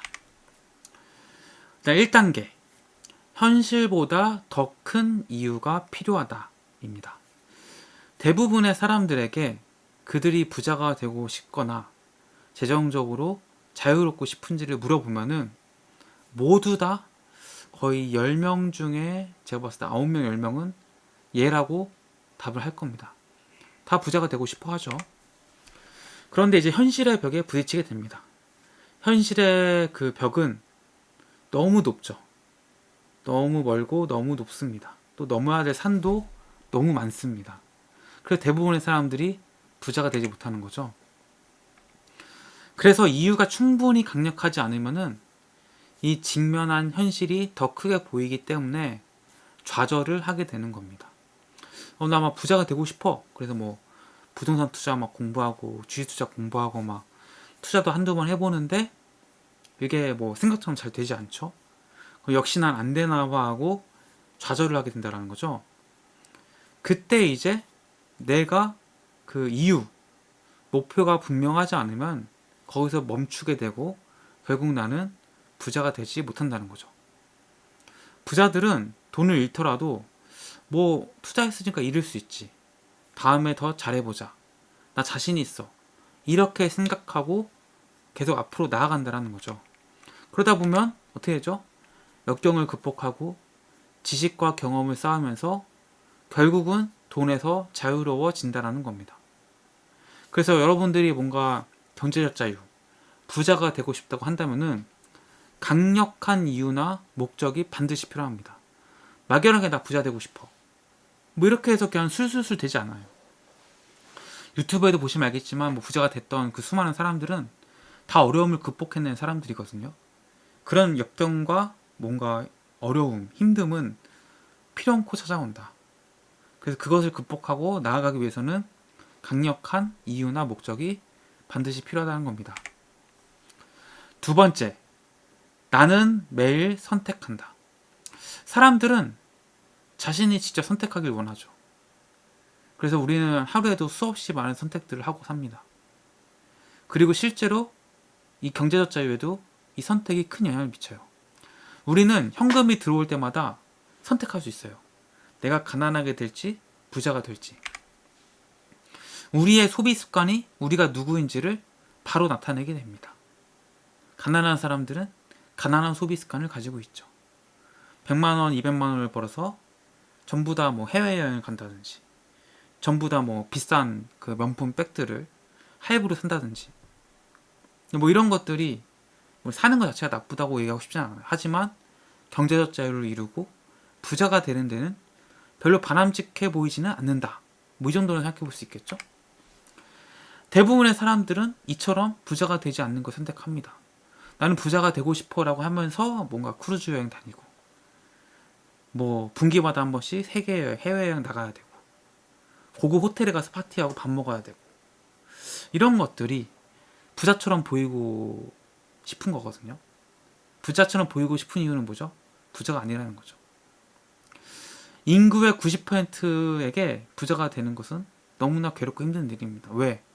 막 그런 욕망들이 있는데 그것들을 막 억눌러야 되고 하고 싶은데 하지 못하니까 힘들겠죠. 그래서 나는 돈에 관심이 없어. 난 부자가 되지 못할 거야. 젊은데 뭐 걱정할 필요가 있어. 돈 좀 벌고 나서 나중에 미래 생각하지. 마누라가 대신 재산 관리해서 나는 관심이 하나도 없어요. 난 잘 몰라요.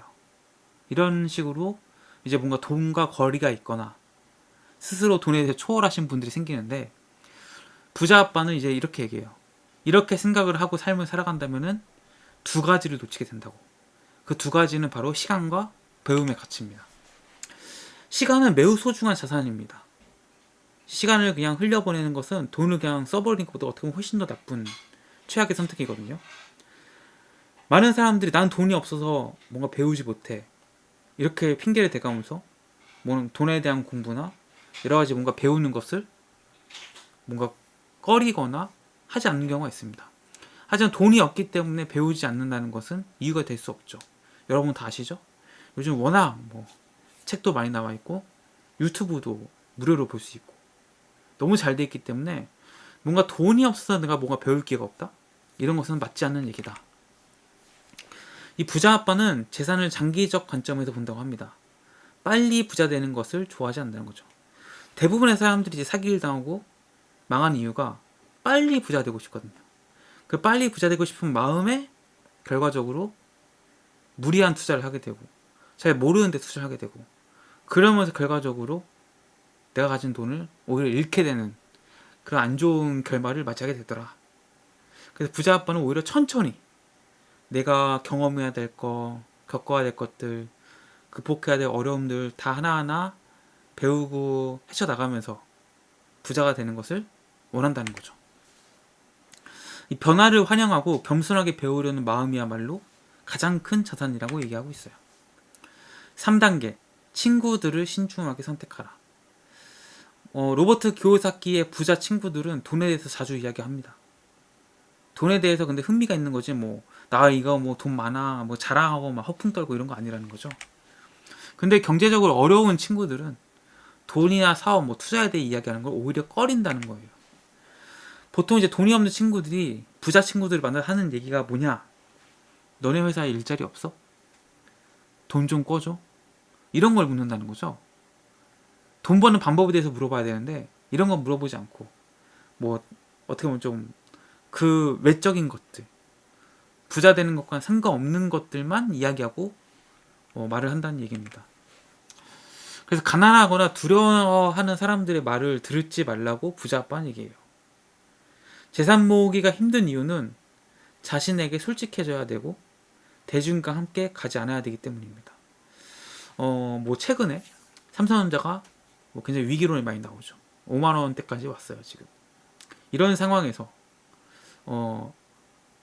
나 혼자 삼성전자 될 거야라고 내가 가진 돈을 투자하는 것은 굉장히 어렵습니다. 왜냐면은 유튜브에서 뭐 삼성전자 위기다, 뭐 이재용 리더십 문제다, 뭐 삼성전자가 이제 뭐 SK 하이닉스한테 밀린다, 뭐 등등의 안 좋은 얘기가 많이 들리잖아요. 이런 상황에서 나 자신의 판단력을 믿고 나를 믿고 뭔가 한다? 굉장히 어려운 일이다. 그래서 이제 투자하기가 어려운 거고, 그래서 부자 되기가 어려운 거죠. 이런 어려움들 다 극복하고 학습해 나가면서 성장해야 되기 때문에. 근데 현명한 투자자들은 어떻게 하느냐? 인기가 없을 때 투자 대상을 구매하고 끈기 있게 기다린다는 거예요. 이거를 대부분의 사람들이 못하기 때문에 부자들은 소수고 가난한 사람들은 대다수가 되는 거죠. 그래서 오늘 이야기 결론, 이제 금융 천재, 내 안에 있는 금융 그 능력을 깨우는 10단계인데 오늘 3단계까지 설명해 드렸습니다. 1단계, 현실보다 더 큰 이유가 필요하다. 2단계, 나는 매일 선택한다. 3단계, 친구들을 신중하게 선택하라.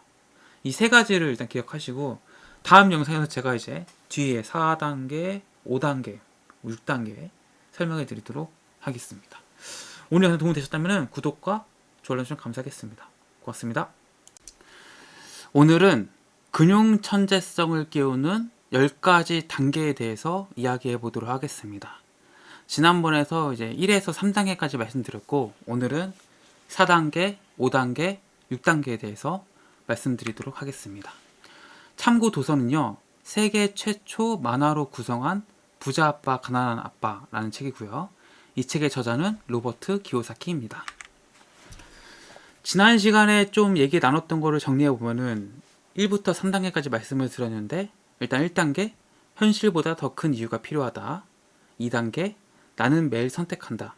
3단계 친구들을 신중하게 선택하라. 이 세 가지 말씀드렸는데요. 이제 4단계 한번 말씀드려보도록 하겠습니다. 4단계는 하나의 법칙을 숙달하고 나서 새로운 것을 배워라입니다. 우리는 무엇을 배울지 주의 깊게 선택해야 합니다. 왜냐하면 우리는 공부하는 대로 되기 때문이죠. 우리가 기본적으로 돈을 위해서 일을 하는 방식이 있어요. 지금 우리 사회 시스템이 학교에서 배운 대로 취직을 해서 출근하고 돈 벌고 세금 내고 저축하고 투자하고 다시 출근하고 이거의 반복이거든요. 그러니까 내가 뭔가 뭐 디자인을 배웠다.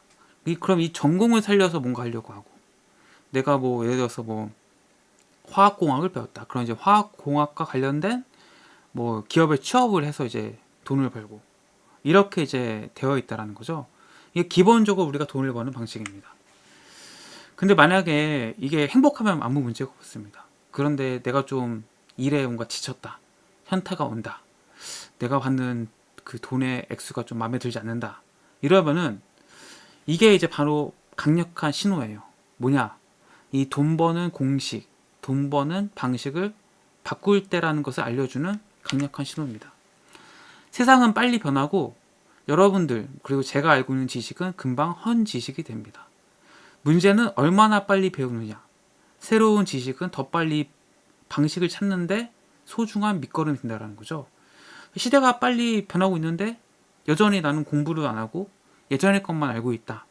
예전의 거에 머물러 있다. 이러면은 그 사람은 당연히 새로운 시대에 적응할 수 없고 새로운 시대에 뭔가 더 나은 방법, 더 효율적이고 효과적인 방법을 찾기가 어렵다라는 겁니다. 5단계. 먼저 자신에게 지불하라. 이 얘기는 이제 로버트 기요사키가 많이 강조하는 것 중 하나인데, 이 거액의 복권 당첨자가 금방 무일푼이 되는 이유가 있습니다. 그것은 바로 자기 통제가 부족하기 때문인데요. 월급이 오르면은 월급 올랐다고 즉시 뭔가 외식을 하거나 해외여행을 가거나 뭐 이런 뭐 새 차를 사거나 이런 것들이 전부 다 자기 억제가 부족하기 때문이라는 거예요. 자기 억제의 힘이 내재화되어 있지 않다면은 이것은 뭔가 후천적으로 습득하기 데는 굉장히 오랜 시간과 노력이 필요하다는 거죠. 왜냐하면 이 억제라는 게 막 어떤 지식의 습득이 아니라 내 몸을 완전히 배워야 되는 거거든요. 그래서 제가 계속 말씀드리고 있는 이 금융 천재성을 깨우는 10단계에서 어떻게 보면 가장 습득하기 어려운 게 바로 이 자기 억제의 힘이다. 이 자기 억제의 힘은 부자, 중산층, 가난한 사람을 구분짓는 가장 중요한 요인이 되는데요. 돈에 대한 자존심이 낮고 참을성이 없는 사람들은 부자가 될 수 없습니다. 아까도 말씀드렸지만 설령 운이 좋게 거액의 돈이 생겼다 하더라도 내가 나를 통제할 수 없기 때문에 그 돈을 흥청망청 써버리고 돈은 생각보다 쉽게 사라져버린다는 거죠. 그래서 내적 통제, 억제, 이게 굉장히 중요해지는 겁니다. 여러분들이 창업을 꿈꾼다면은 제품이나 서비스에 초점을 맞추지 말고 관리 기술을 개발하는 데 초점을 맞춰라. 그러니까 많은 사람들이 창업할 때 뭔가 특별한 제품, 특별한 서비스 여기에 뭔가 집중해서 고민을 하는데 그게 아니라 관리 기술, 이것을 어떻게 관리해 나가고 어떻게 운영해 나갈지 이쪽에 더 포커싱을 줘야 된다는 거예요. 그리고 여러분들 자신에게 먼저 지불하라는 거예요. 많은 사람들은 내가 번 돈을 나한테 가장 먼저 쓰는 게 아니고 이것을 다른 사람, 국가 뭐 이런 데 가장 먼저 써버린다는 얘기인데요. 자신에게 지불하라는 첫 번째 이 규칙은 맨 처음부터 빚을 지지 않는 거예요. 만약 우리가 빚을 진다고 해볼게요. 우리가 흔히 이런 표현 하죠. 월급이 로그아웃 됐다고. 그게 무슨 얘기예요? 월급이 통장에 꽂혔는데 그 돈을 내가 확인할 새도 없이 뭐 카드값 나가고 월세 나가고 공과금 나가고 다 나간다는 거죠. 그 전에 이미 세금이 떼져 있겠죠. 그래서 크게 두 가지를 하라고 얘기합니다. 빚을 많이 지지 마라. 지불은 항상 낮은 수준으로 유지하라.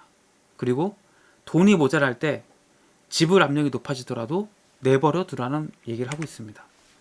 되게 가난한 사람에게는 가난하게 된 습관이 있다는 거예요. 뭐 예를 들면 이런 거예요.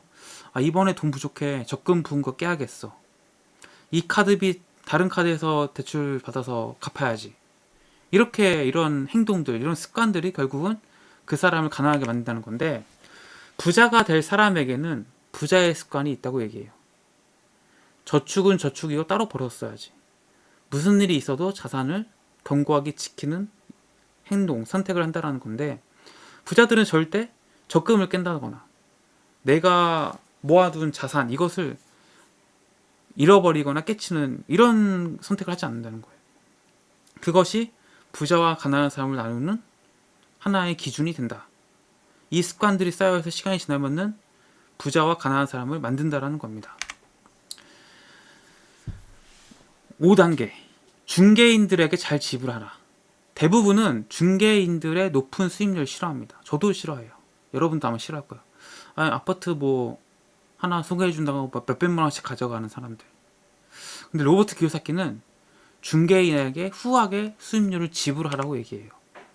후한 수임료를 주는 이유는 그 전문가들이 나에게 더 많은 돈을 벌어다 주기 때문인데요.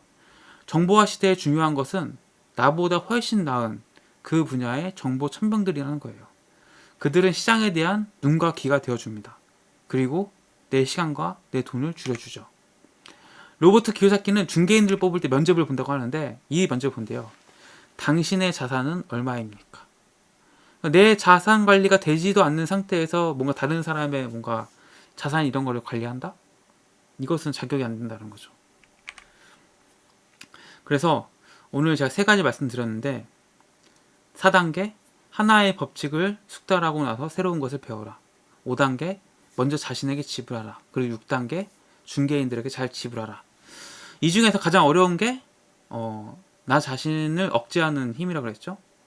이게 이제 먼저 자신에게 지불하라는 내용이 나오는 건데 총 10단계 제가 소개해 드릴 텐데 뭐 어떤 게 더 1단계가 뭐 2단계보다 더 중요하고 이런 건 아니에요. 10가지 소개한다고 생각하시면 되고 로버트 기요사키가 하는 말들을 들으면서 내 행동과 내 생각과 다른 점은 뭐가 있는지 없는지 살펴보신다면은 조금 더 부자에 가까워질 수 있지 않을까 그런 생각 해봅니다. 그래서 오늘 영상 도움이 되셨다면은 구독과 좋아요 눌러주시고요. 또 다음 시간에 제가 이제 7, 8, 9, 10단계 소개해 드릴 거니까요. 구독하시면서 끝까지 저와 같이 공부해 나가시면 좋겠습니다. 오늘 영상 봐주셔서 감사합니다. 오늘은 금융 천재성을 깨우는 10가지 단계 중에서 7번째, 8번째, 9번째, 10번째에 대해서 이야기해 보도록 하겠습니다. 참고 도서는요, 세계 최초 만화로 구성한 부자 아빠, 가난한 아빠입니다. 이 책의 저자는 로버트 기요사키입니다.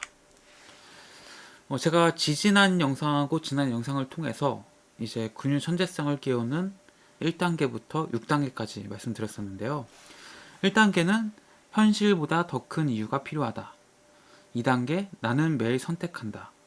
3단계 친구들을 신중하게 선택하라. 4단계 하나의 법칙을 숙달하고 나서 새로운 것을 배워라. 5단계 먼저 자신에게 지불하라. 6단계 중개인들에게 잘 지불하라. 이야기했었습니다. 오늘 이제 7단계부터 한번 이야기해 보도록 하겠습니다. 7단계는 인디언식 거래를 하라입니다. 인디언식 거래가 대체 뭘까요? 인디언식 거래는 최초의 백인 이주민들이 아메리카 대륙에 왔을 때 미국 인디언의 문화적 관습을 보고 놀랐다고 합니다.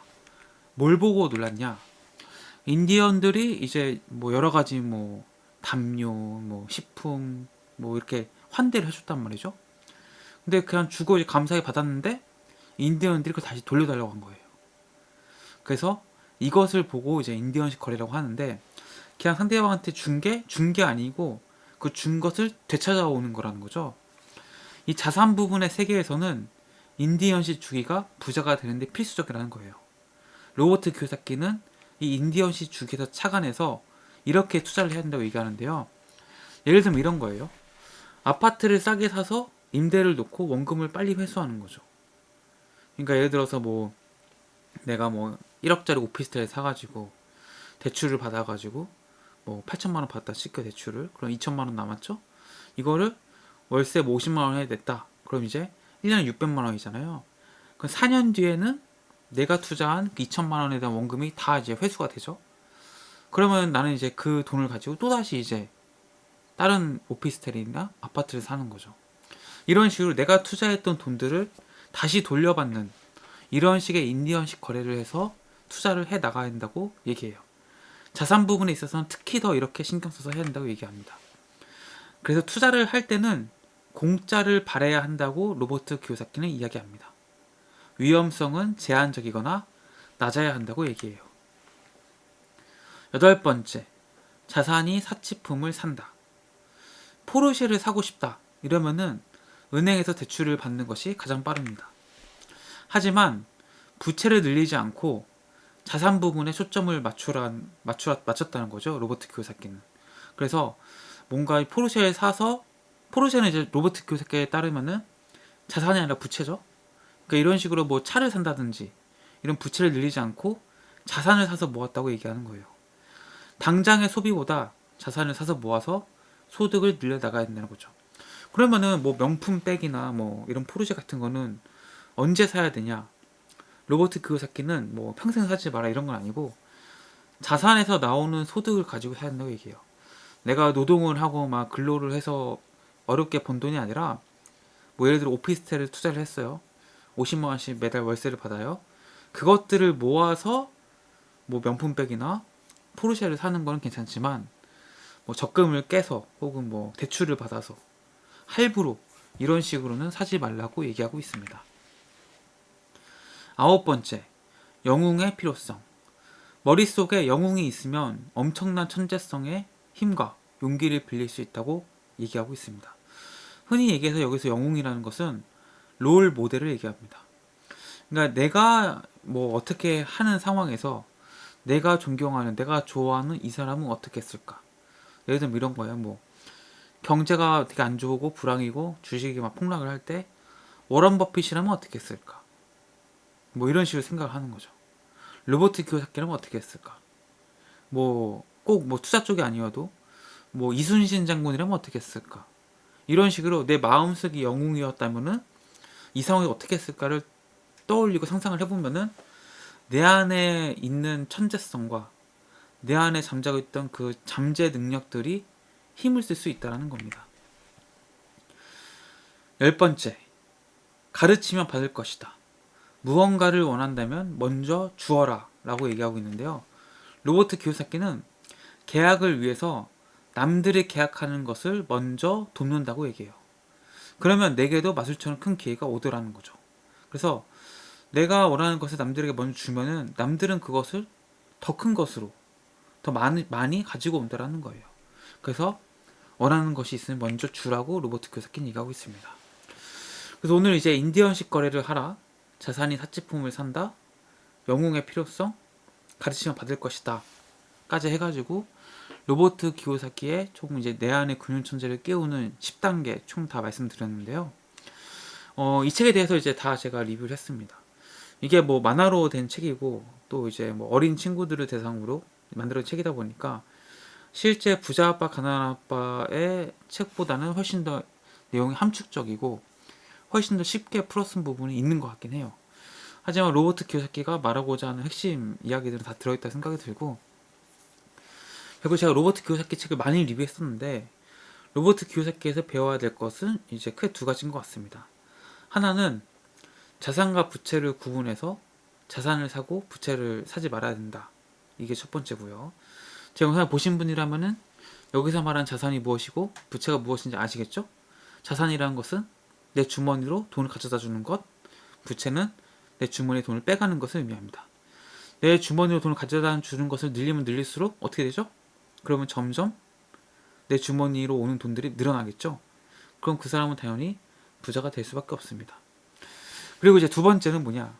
로버트 키요사키가 말하는 이제 직업의 사사분면, 네 가지 직업이 있다고 얘기하죠. 그래서 뭐 월급쟁이, 뭐 자영업자, 투자자, 사업가 이렇게 이제 네 분면을 나누는데 여기서 이제 월급쟁이와 자영업자는 하지 말고 투자가와 사업가를 해야 한다고 얘기해요. 그래야지만 내가 엄청난 부를 이룰 수 있고 또 내가 일하지 않아도 진정한 자유, 계속 소득이 들어오는 그 자유를 얻을 수 있다고 얘기합니다. 그래서 애초부터 내가 무슨 일을 할지 부자가 되고 싶다면은 이 직업이, 이 일이 어떤 분면에 있는지를 파악해야 된다고 로버트께서 강조하고 있어요. 그래서 이 사사분면을 따져보고 내가 이 일을 어떻게 해 나갈 것인지를 고민하시는 게 결과적으로는 경제적 자유로 가는 길이다. 아무리 뭐 돈을 많이 받는다고 해도 급여를 받는다거나 자영업을 한다면은 뭐 돈은 좀 많이 벌지 몰라도 시간적 자유가 없죠. 그래서 진정한 자유를 누릴 수 없다라는 거. 그래서 어떻게 보면 노력보다도 중요한 게 방향성이다. 그 방향이 제대로 맞는지를 꼭 살펴보셨으면 좋겠습니다. 그런 것들 저런 것들을 다 따져보면서 로버트 키요사키가 우리에게 하고자 하는 메시지를 곰곰이 씹어보시고 거기에 맞춰서 행동을 하신다면 훨씬 더 빠르게 경제적 자유가 오지 않을까 그런 생각을 해봅니다. 오늘 와서 봐주셔서 감사하고요. 저는 내일 또 뵙도록 하겠습니다. 고맙습니다.